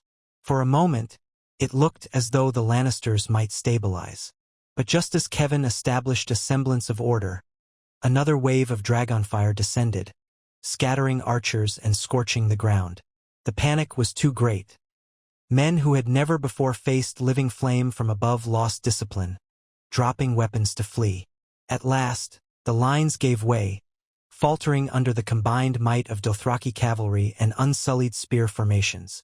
The Tyrell troops under Lord Rowan tried to hold their flank, But a sudden surge from Dornish spearmen and freedmen armed with short swords collapsed that wing. One by one, banners fell, knights were overwhelmed, and the battlefield was dominated by the Targaryen host. Ser Kevin Lannister, seeing the day lost, ordered a retreat. Horns sounded, and men in red and gold livery pulled back in disarray. The Tyrell units tried to coordinate a withdrawal, but the Dothraki gave chase. Dozens of knights fell in the flight, cut down by shrieking riders. Only a fraction managed to retreat in an organized fashion, scattering northward in hopes of reaching the protection of King's Landing. By dusk, the battlefield belonged to Daenerys. Fires still flickered among the ruined supply wagons, and the plains were littered with corpses of men and horses. Wounded survivors moaned for aid. The queen ordered her medics, former slaves from Essos, now wearing simple armbands bearing the sigil of the dragon, to treat any who surrendered, friend or foe alike. She had no desire to perpetuate needless suffering, and in victory, she could afford mercy. Drogo returned to her side, his armor spattered with gore, his eyes alight. "A glorious day," he declared, dismounting with a fluid grace. "They fight well, these lions and rosemen, but they are not enough." Daenerys felt an odd mixture of triumph and sorrow, for though she had won a great victory, the ground was soaked in blood. This was the price of conquest, she reminded herself, the price she must pay to reclaim a throne stolen from her family. "It is done," she said quietly. "King's Landing will hear of this defeat and tremble." Ser Jorah joined them, reporting that many prisoners had been taken, some of whom bore the sigils of mid-level houses sworn to the crown. Daenerys nodded, instructing her men to treat them with dignity. A display of mercy could shift the loyalties of other lords who might be on the fence. If the rumors spread that the Dragon Queen was magnanimous in victory, more swords might join her rather than oppose her. Night settled over the battlefield, thick with the scent of smoke, sweat, and blood. Campfires glowed, dotting the darkness. The dragons perched on a scorched hillock, feeding on the carcasses of horses or unfortunate men killed in the fighting. The distant cries of the wounded haunted the wind. Daenerys walked among the tents, murmuring comfort to some of the freedmen who had lost friends in battle. She paused at the place where the Unsullied had formed ranks, observing their silent vigilance. Grey Worm gave a stiff salute, his face impassive but proud. Exhausted by the day's carnage and the swirl of adrenaline, Daenerys finally retired to a large, richly adorned pavilion that had been set up at the center of the camp. It bore the Targaryen sigil on its flaps. Inside, plush rugs and cushions had been spread, an incongruous comfort in the wake of bloodshed. She sank onto a cushion, letting out a shaky breath. Her limbs felt heavy, but her mind remained keyed up with visions of the fiery assault. She could almost hear the screams echoing behind her eyelids. Soon, Drogo entered, dismissing a pair of blood riders who had accompanied him. He knelt by Daenerys, regarding her with a grave expression. In the lantern light, she could see his features drawn with fatigue, though his vitality still radiated through every line of his body. She grasped his forearm, her hand small against his corded muscle. "A day of victory," she said softly. "But so many dead." Drogo brushed back a strand of her hair. "That is the way of the Iraq and the horse. You have given them every chance to bend the knee. They chose this end." His tone was neither remorseful nor jubilant, simply matter-of-fact. She nodded. "And we must press on. I will not lose momentum now. The road to King's Landing stands open. They might try to muster another defense, but after today, their spirit is broken. They will cower behind their walls," Drogo said, his voice fierce. "Walls can fall, yes, yet I remember the lessons of my forebears. Taking a city is easy. Holding it can be more difficult." Drogo gave a rumbling chuckle. "Take the city, then hold it. We have come too far to turn back." She felt a flicker of confidence from his unwavering certainty. "Indeed, my sun and stars," she murmured. "We will see this through." The next morning, while crows circled overhead, the Targaryen host set about organizing the aftermath. Pyres were raised for the dead, both friend and foe, though some bodies were simply too numerous to gather in one place. Prisoners were separated. Common soldiers were disarmed and placed under guard. Higher-born knights were kept for potential ransoms. Daenerys did her best to send a portion of her medics to treat Lannister Tyrell wounded, mindful that every display of mercy might bear fruit in the future. Once the field was secured, the march continued. The core of her forces moved up the Rose Road, pushing ever closer to King's Landing. Drogon, Regal, and Viserion soared overhead, their presence a reminder that any attempt at ambush or resistance would be punished by flame. Villages along the route surrendered, many welcoming Daenerys in fear rather than love. But a few cheered for her, praising a Targaryen return that might bring an end to the chaos. Tales of the battle spread ahead of her. How the foreign queen had bested the Golden Lions in open combat. How the desert spearmen from Dorne had joined with the fearsome Dothraki in a single unstoppable tide. Within a week, the walls of King's Landing rose on the horizon. The city sprawled across the north bank of the Blackwater Rush, overshadowed by the Red Keep perched on Aegon's high hill. Smoke curled from the city's many chimneys, and the great double walls, outer and inner, stood as a reminder that King's Landing was no feeble fortress. Tens of thousands of people lived behind those walls. The royal garrison, the gold cloaks, and knights loyal to the crown manned the battlements. Daenerys made camp on the southern bank of the Blackwater, near the wide plains that sloped down to the river. She dispatched a force to seize any ships moored downstream, hoping to prevent escape or infiltration. Her dragons circled, scaring the fisherfolk into abandoning their vessels or swearing loyalty on the spot. Meanwhile, the main host spread out in a ring, close enough to the city that no supply wagons could slip in or out unseen. The first night of this encampment, Daenerys stood on a ridge overlooking the Blackwater.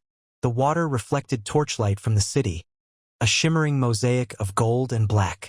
She thought of her father, the Mad King Aerys, whose legacy still haunted these walls.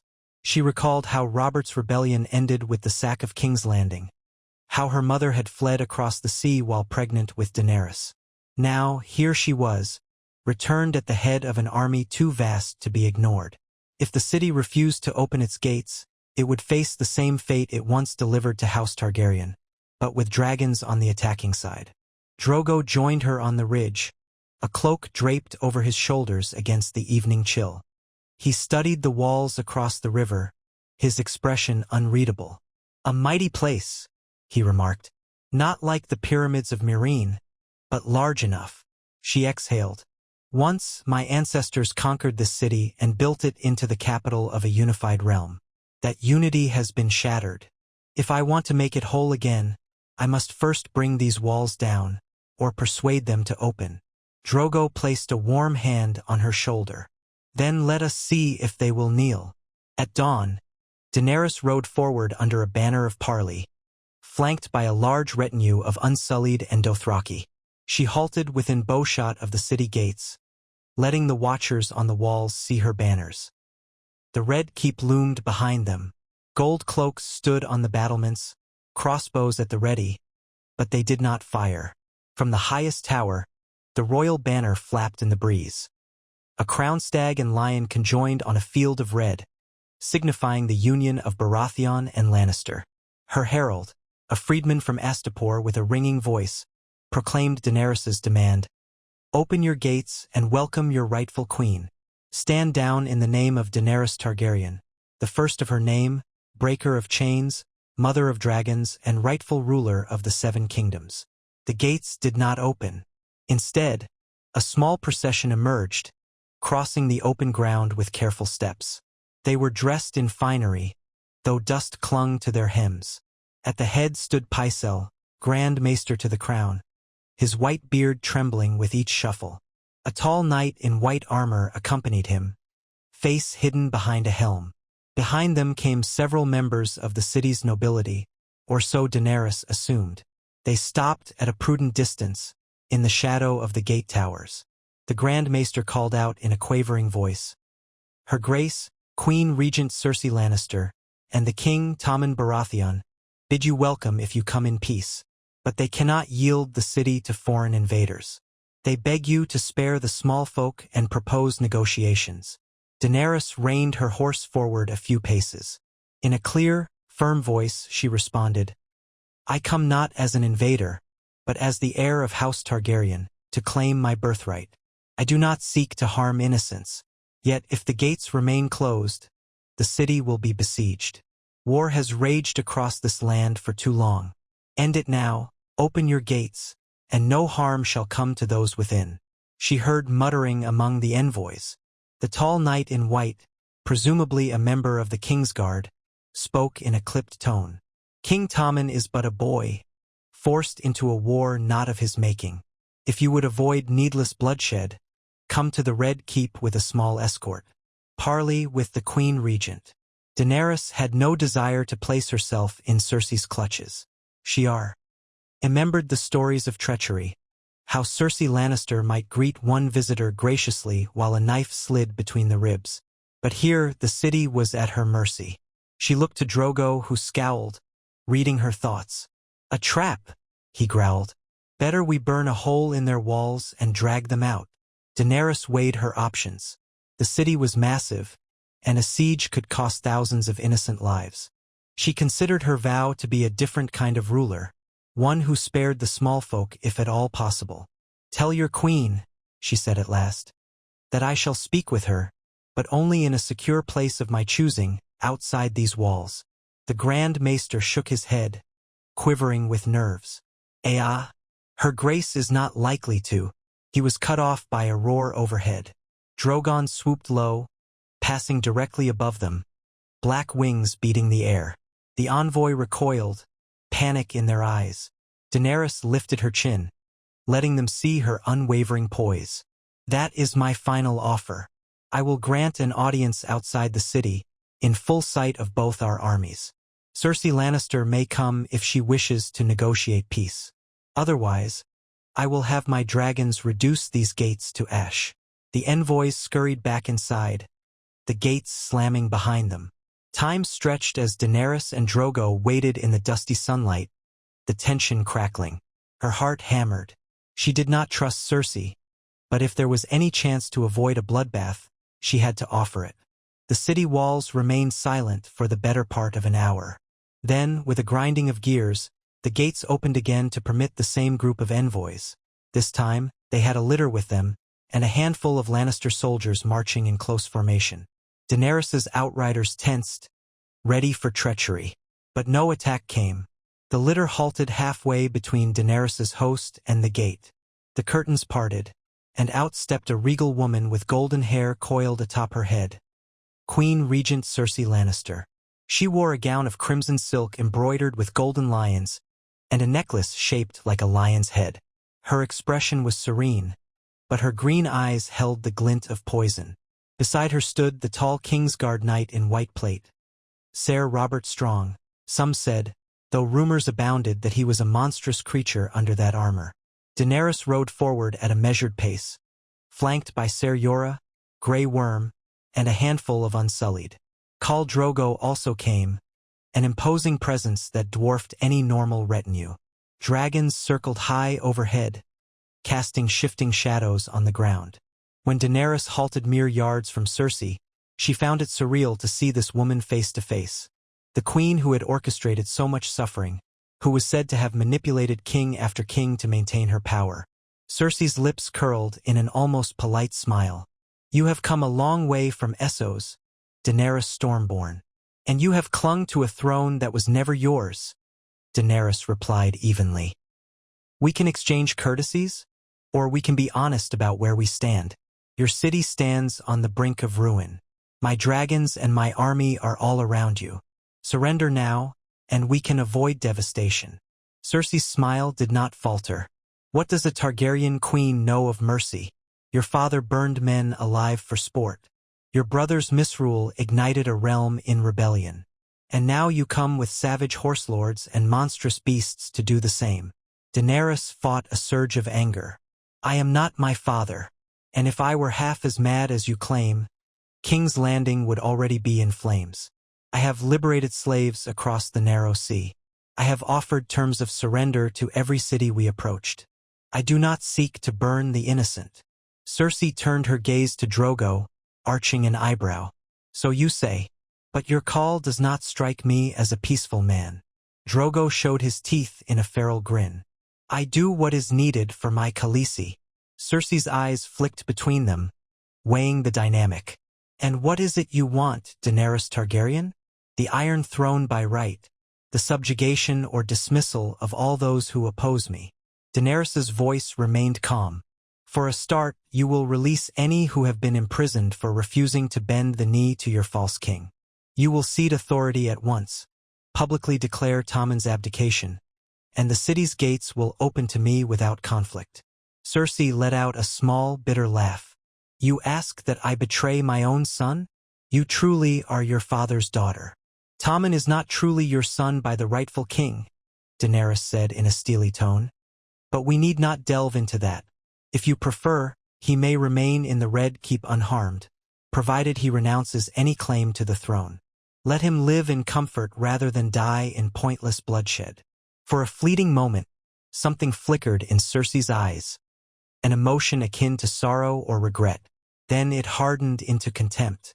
"You come here in foreign garb with savage hordes and lecture me on rightful inheritance? My father and Robert Baratheon took this city from the Mad King, winning the realm's support. They saved the people from Targaryen madness. And now you threaten to bring that madness back." Daenerys realized the conversation was circling.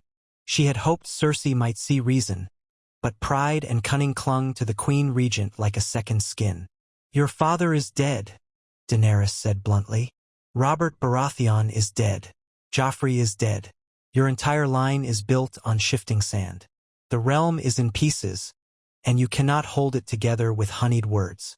Look around you, the War of the Five Kings has left tens of thousands dead.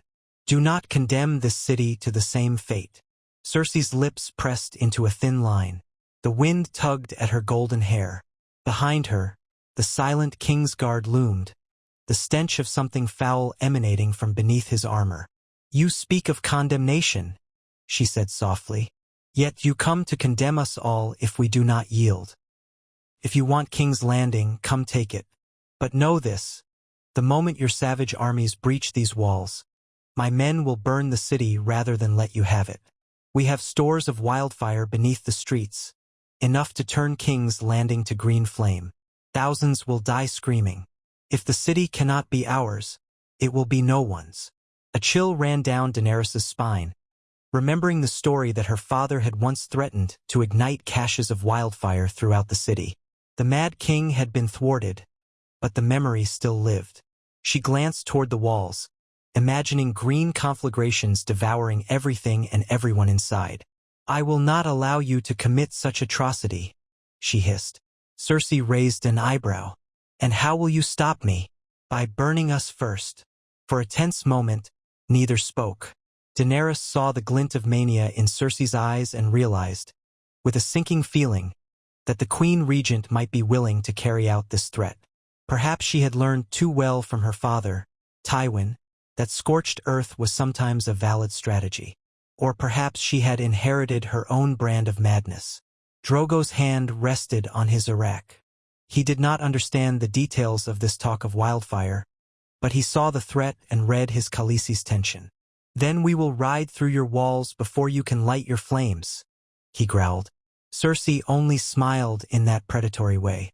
"Try if you wish, but if you fail for even a moment, you will watch this city die." A hush fell over the parley ground, broken only by the distant caw of a crow. Daenerys's mind raced. She thought of all those innocent souls behind the walls, families, children, people who had no say in the politics of kings and queens. She heard the echo of her own vow, to be a ruler who protected the weak, not slaughtered them.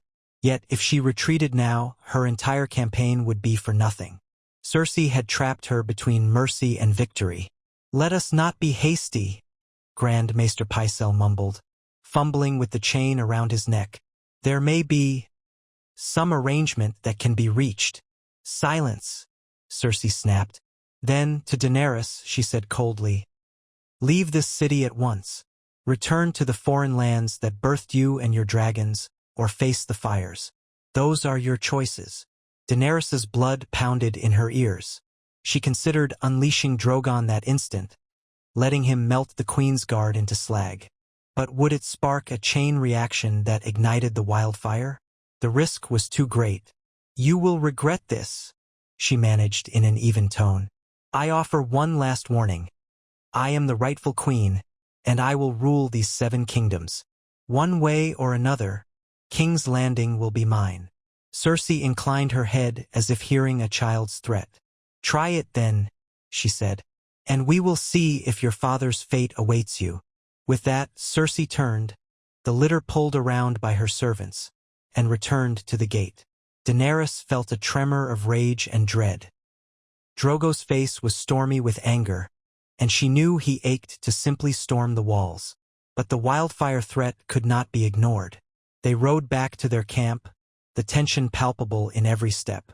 Once inside her command pavilion, Daenerys gathered her war council Grey Worm, Ser Jorah, Missandei, and several Dornish lords who had marched with her. She recounted what Cersei had said, letting them all weigh the implications. Wildfire was no idle threat. The Mad King's stockpiles had once been rumored to lie dormant in hidden caches beneath King's Landing. If Cersei had discovered them, or replenished them, a single spark could turn the city into a pyre that would kill everyone, friend and foe alike. Even Drogo, who cared little for city walls, recognized the danger. She threatens to kill her own people? He demanded, appalled in spite of himself. Ser Jorah nodded gravely. If she truly has enough wildfire, she can do it. One blaze in the right place could ignite hidden stores, and the city would erupt. Daenerys paced the pavilion floor. We must find a way to neutralize that threat. If we launch a direct assault, she could set off the wildfire the moment we breach a gate. If we try to starve them out with a siege, we risk her growing desperate enough to ignite it anyway, or the city's small folk might starve to death in the meantime. Dornish Lord Ferran of House Jourdain spoke up. Perhaps infiltration. If there are sympathizers within, we might slip in a small force to dismantle the caches or seize control of the alchemists who handle wildfire. If we hold those triggers, her threat is hollow. Missandei frowned. But how do we find them? The city is vast, and the labyrinth beneath it is said to be a warren of tunnels. Grey Worm said quietly, Unsullied can enter if we have a guide. We obey, no matter how dangerous. Ser Jorah tapped his chin. Varys, the master of whisperers, once commanded a network of spies. If we can find him, he might know every hidden vault of wildfire in that city. But we've had no word of him in months. Some say he vanished after King Joffrey died. Daenerys remembered the name well. Varys, the spider, rumored to have once been kind to her in subtle ways when she was in exile. But there was no certainty that he remained in King's Landing. She exhaled, the weight of the city pressing down on her. Drogo, restless, pounded a fist on a low table, rattling cups of water and wine. Then let us starve them, he said. We can trap them in their walls. If they do not open the gates, they will run out of food before we do. And if Cersei chooses to burn them all rather than watch them starve, that changes nothing, Daenerys countered. Frustration simmered in the pavilion, each voice grappling with the same dilemma. The city must be taken, but Cersei might choose mass murder over surrender. The thought alone made Daenerys' stomach twist. She recalled stories of how her father had cackled about making King's Landing a glorious green feast of flames. The realm had been saved only by Jaime Lannister's betrayal. Now, ironically, it was another Lannister threatening the same. They considered a prolonged siege as the least destructive measure, giving time for infiltration or internal revolt. King's Landing held many thousands of small folk, many of whom hated the Lannisters for the past horrors. If the blockade lasted long enough, hunger and desperation might force a rebellion inside the walls. But that was not guaranteed to happen quickly, and every day risked some spark that might unleash the wildfire. If only we had the knowledge of the Alchemists' Guild, Ser Jorah mused. They are the keepers of wildfire. If they saw sense and turned against Cersei, they might help us dismantle the caches safely. Missandei nodded. Finding them would require infiltration. It seems we come back to that option. At length, Daenerys settled on a plan that combined blockade and covert efforts. The Targaryen forces would encircle the city, cutting off supplies by land and water.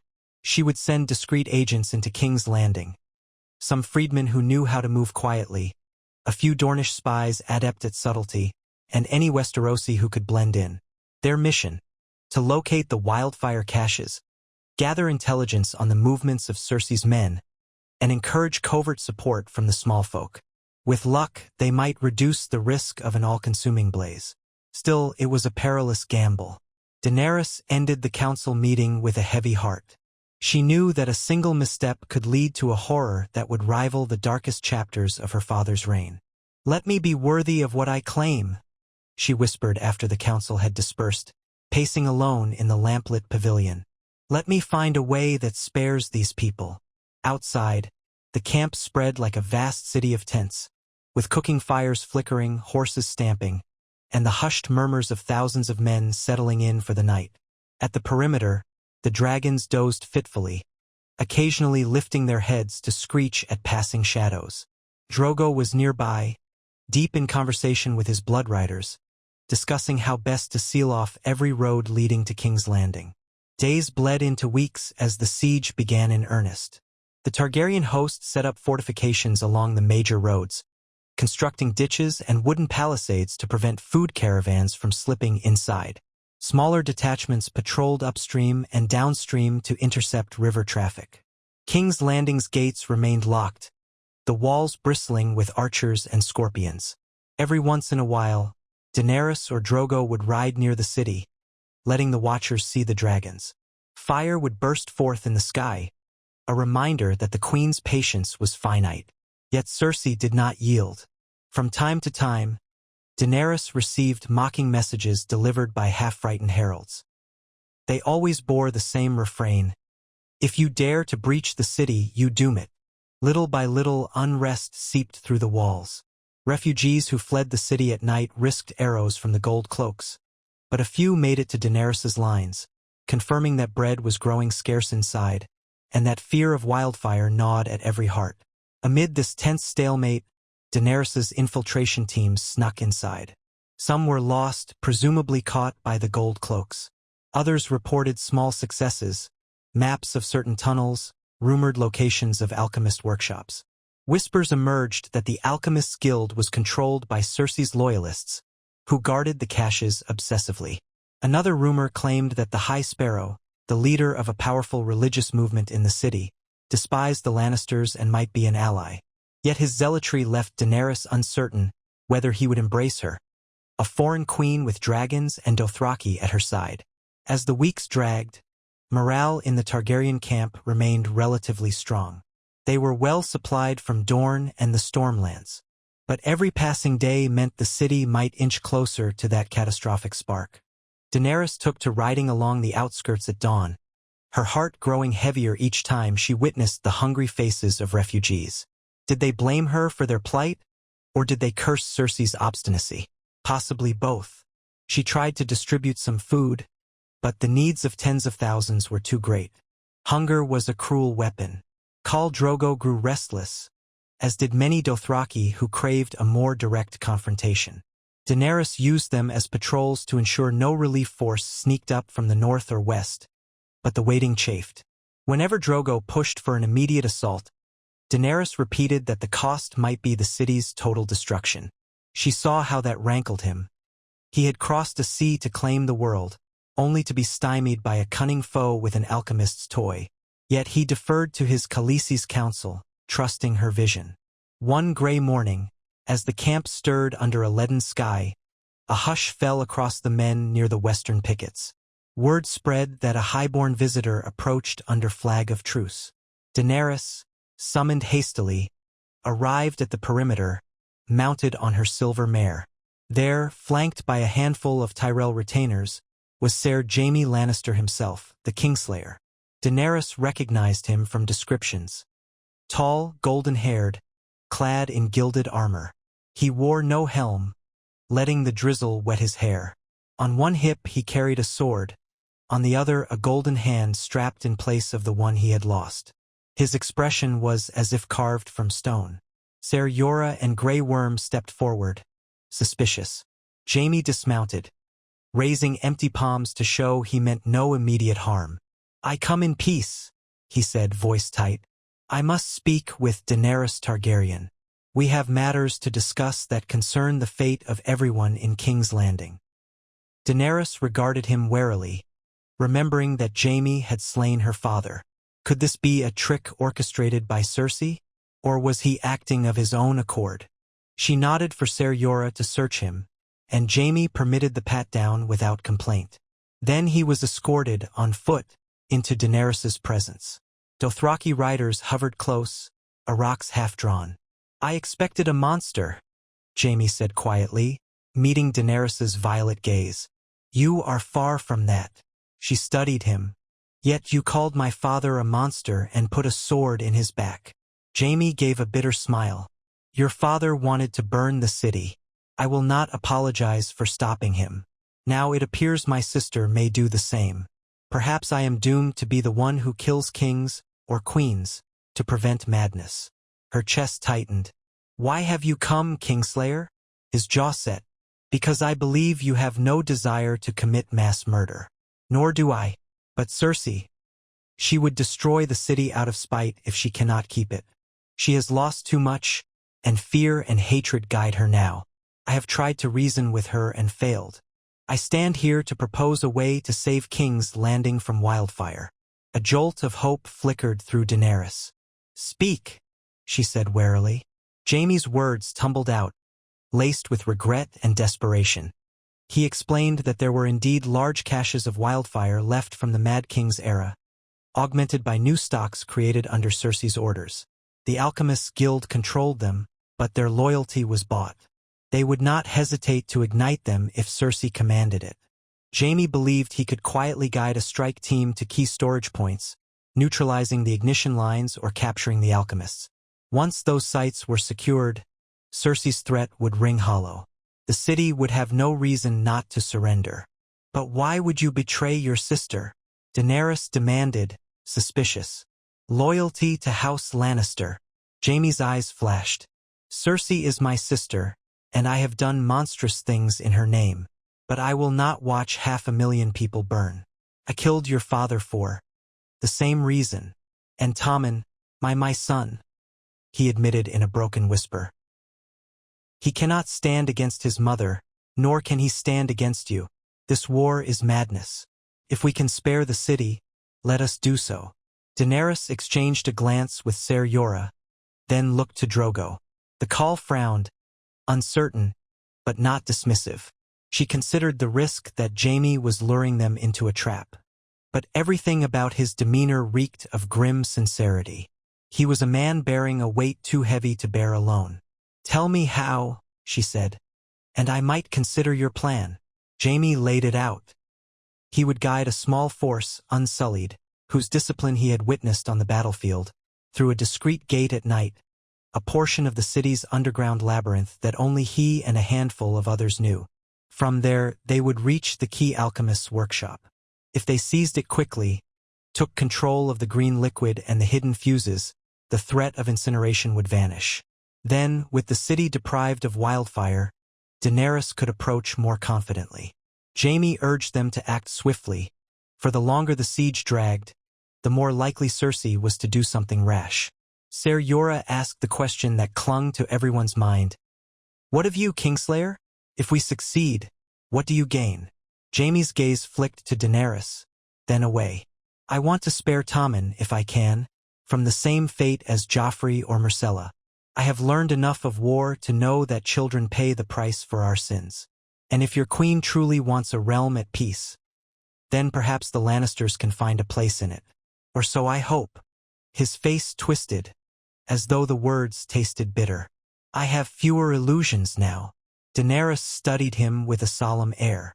"If this is a ruse, I will feed you to my dragons." He bowed his head. "That is fair. I have no illusions about your power." Within the hour, a plan was set in motion. Under cover of night, Jaime Lannister would guide Grey Worm and a select group of Unsullied into the city through a postern gate at the foot of a neglected tower along the southwestern walls. From there, they would descend into the tunnels leading to the alchemist's workshop. Jaime provided sketches of the passages, scrawling them on parchment with his left hand. Daenerys recognized the magnitude of trust required on both sides. Jaime would be at her mercy the moment he led them inside. Conversely, Grey Worm and the Unsullied would be vulnerable if ambushed. Drogo demanded to join.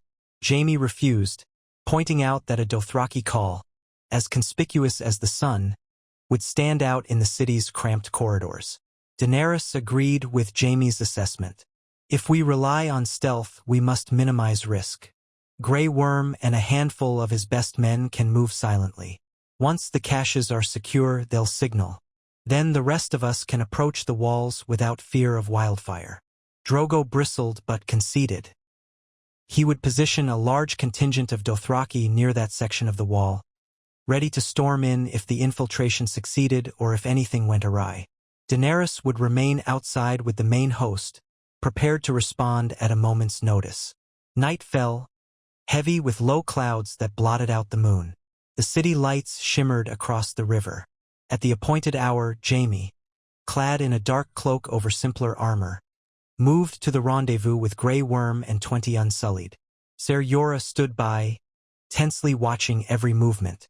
Jaime handed over his sword to Grey Worm, further demonstrating he meant no treachery. Then, without ceremony, they departed into the darkness. Daenerys returned to her pavilion. A hush had fallen over the entire siege camp, as if every soldier held their breath. If the infiltration succeeded, King's Landing might yet be spared a fiery doom.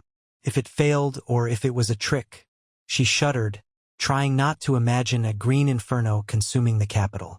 She waited through the dead of night, pacing in the torchlit tent, occasionally stepping out to scan the walls. The city's silhouette remained unchanged. No conflagrations, no alarms. Minutes blurred into hours. Drogo prowled outside with his blood riders, as uneasy as a caged beast. He refused to lie down or rest. At last, near the cusp of dawn, a flicker of motion on the walls drew Daenerys's eye. A torch waved 3 times, then vanished. Her heart leapt. That was the signal they had agreed upon. The alchemist's workshop was secured, the wildfire caches controlled. A surge of relief almost made her knees buckle. It worked. She called for her captains to muster. In short order, the Targaryen host moved forward, massing near the southwestern gate. The dragons wheeled overhead, their shrieks piercing the dawn sky. Dothraki riders advanced, hooves clattering. Unsullied marched in disciplined columns, while the Dornish and Stormlander levies followed behind. Daenerys herself rode at the head, cloak billowing, breath tight in her chest. If Cersei still had some trick left, they would soon find out. But if Jaime truly had succeeded, as the eastern sky turned pale, Daenerys halted before the gate, flanked by Ser Jorah and Khal Drogo. She called out for the gate to be opened in the name of Daenerys Targaryen. Moments later, gears ground, chains rattled, and the massive portal swung inward. There stood Grey Worm and his Unsullied, stoic as ever, along with a haggard Jaime Lannister. Flames danced on torch sconces behind them, illuminating a corridor strewn with unconscious or bound alchemists. A handful of gold cloaks lay disarmed in the corners, moaning from minor wounds.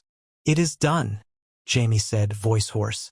"The main wildfire caches are under guard. If Cersei tries to ignite any, she no longer controls the fuses." An incredulous smile touched Daenerys's lips. Relief flooded her body, warring with tension that would not fully fade until the city was hers. She lifted her voice, letting it carry up the dimly lit street within the gate. "I am Daenerys Targaryen, and I come to claim the Iron Throne. If any man stands in my path, let him face me now. If not, lay down your arms." Silence. Then, slowly, a few gold cloaks backed away, dropping their spears. From distant alleys, small folk peered nervously. Dawn light began to wash the sky in pale gold as Daenerys guided her horse forward into King's Landing. her thousands of soldiers following in an unstoppable tide. What of Cersei? Drogo muttered at her side, scanning the towering buildings and winding streets. She will not bend easily. Jaime exhaled, wincing as though anticipating a blow. She's likely barricaded in the Red Keep with the last of her loyalists. They may fight to the death. Daenerys nodded, heart heavy. Then we end this. With the wildfire neutralized, she cannot burn the city. The rest is swords and steel. At her orders, the Dothraki and Dornish advanced into the lower city, subduing pockets of resistance. The Unsullied formed a disciplined vanguard, marching up the main thoroughfare toward the Hill of Aegon. Fearful small folk cowered in doorways or scattered. Some cheered the arrival of the Dragon Queen, recalling stories of how Robert Baratheon's men had once sacked the city. Others simply watched in numb silence, exhausted by the years of war. As the hours advanced, Daenerys's banners, black with the red three-headed dragon, rose on the walls and towers. The gates on the other sides of the city were opened or forced open. The Targaryen host flooded in, taking strategic positions. A few desperate gold cloaks tried to mount resistance, but they found themselves outnumbered and leaderless. By midday, the lower city had all but fallen under Daenerys's control, with minimal bloodshed. Her forces moved on the Red Keep. There, behind towering battlements and iron gates, Cersei waited. Archers loosed arrows from the ramparts, but Drogon's approach sent them scattering. Daenerys directed her dragons to blast the main gate with dragonfire, the black stone heating until it glowed. Dothraki riders battered at the weakened gates with rams. Cracks appeared in the masonry. Suddenly, a sally port opened. A group of Lannister soldiers, led by the silent Kingsguard in white armor, surged out in a suicide charge. They smashed into the Unsullied lines. Grey Worm stepped forward, spear thrust at the White Knight's chest. But the monstrous warrior shrugged off the blow as though it were a pinprick. He swung a massive sword, cleaving through two Unsullied before they could react. Chaos erupted. Daenerys, from a short distance, saw Ser Robert Strong, if that was indeed his name, cutting a bloody path. She realized with horror that none of the Unsullied's precise strikes slowed him. Arrows bounced off his plate. One Dothraki rider dashed in, only to be swatted aside and dashed to the ground. In the midst of the frenzy, Jaime Lannister appeared, calling out, "Gregor!" as if naming the monster. The silent knight turned, eyes gleaming behind the visor. Jaime advanced, sword in his left hand, face etched with dread. "Stand down," he commanded. "It's over." But the giant in white advanced on Jaime. Daenerys watched, transfixed, as Jaime lifted his blade, hopelessly outmatched. Before the monstrous knight could strike, an ear-splitting shriek filled the courtyard. Drogon descended, jaws gaping, a torrent of flame roaring forth. Ser Robert Strong vanished in a blaze of orange and red. Heat washed over the men in the courtyard, forcing them to stagger back. When the flames died, all that remained was a smoking ruin of plate and twisted flesh, grotesque beyond description. Jaime, unharmed by mere feet, stood trembling, half blinded by the glare. A hush fell, broken by moans of wounded men. Daenerys exhaled shakily, then shouted, "The fight is done! Throw down your weapons, or face the dragon's wrath." Here, at last, the final defenders quailed. Swords and spears clattered to the ground. The Red Keep's gates, battered by rams and scorched by dragonfire, finally sagged open. Daenerys and her retinue swept inside. She expected to find a fierce last stand, but the halls were nearly deserted. A few cowering servants huddled in corners, and Lannister soldiers, some wounded, pleaded for mercy. In the throne room, the very hall where her father once sat upon the Iron Throne, Daenerys found Cersei Lannister. The Queen Regent stood at the foot of the throne's steps, disheveled, eyes rimmed with madness and exhaustion. Tommen cowered behind her, wide-eyed. A few loyal guards ringed them, swords trembling in their hands. Daenerys approached, dragons thrashing in the courtyard behind her. Dothraki, Dornish, Unsullied, an unstoppable wave. Cersei lifted her chin. "You have your victory," she spat. "But you will never keep this throne. The realm will devour you as it did your father." Daenerys kept her composure. "I am not my father." She beckoned to the guards. "Yield." The guards exchanged fearful glances, then dropped their swords. Cersei whipped around, as if to lash out at them, but Tommen tugged at her sleeve, tears in his eyes. "Mother, please," he whimpered. With a last seething glare, Cersei sank to her knees, pulling Tommen close. "My only regret," she hissed, "is that I did not burn you all." Daenerys stared down at the broken queen, pity warring with anger. She gestured for Unsullied to take Cersei and Tommen into custody. "There will be justice," she said softly. "Not vengeance." The throne stood behind them, towering blades fused by dragonfire centuries past. Targaryen seat, lost and now reclaimed. For a moment, Daenerys felt the weight of generations pressing upon her. She climbed the steps slowly, each footstep echoing in the hush. Khal Drogo, sword in hand, stood watch at the base of the throne, as though warding off any last threat. The hall was filled with freedmen, Dothraki, Dornish, Stormlanders, Unsullied, men and women from across Essos and Westeros, all eyes on the silver-haired queen ascending to a seat that had once seemed impossible to reach. At the top, Daenerys turned, gazing out across the hall.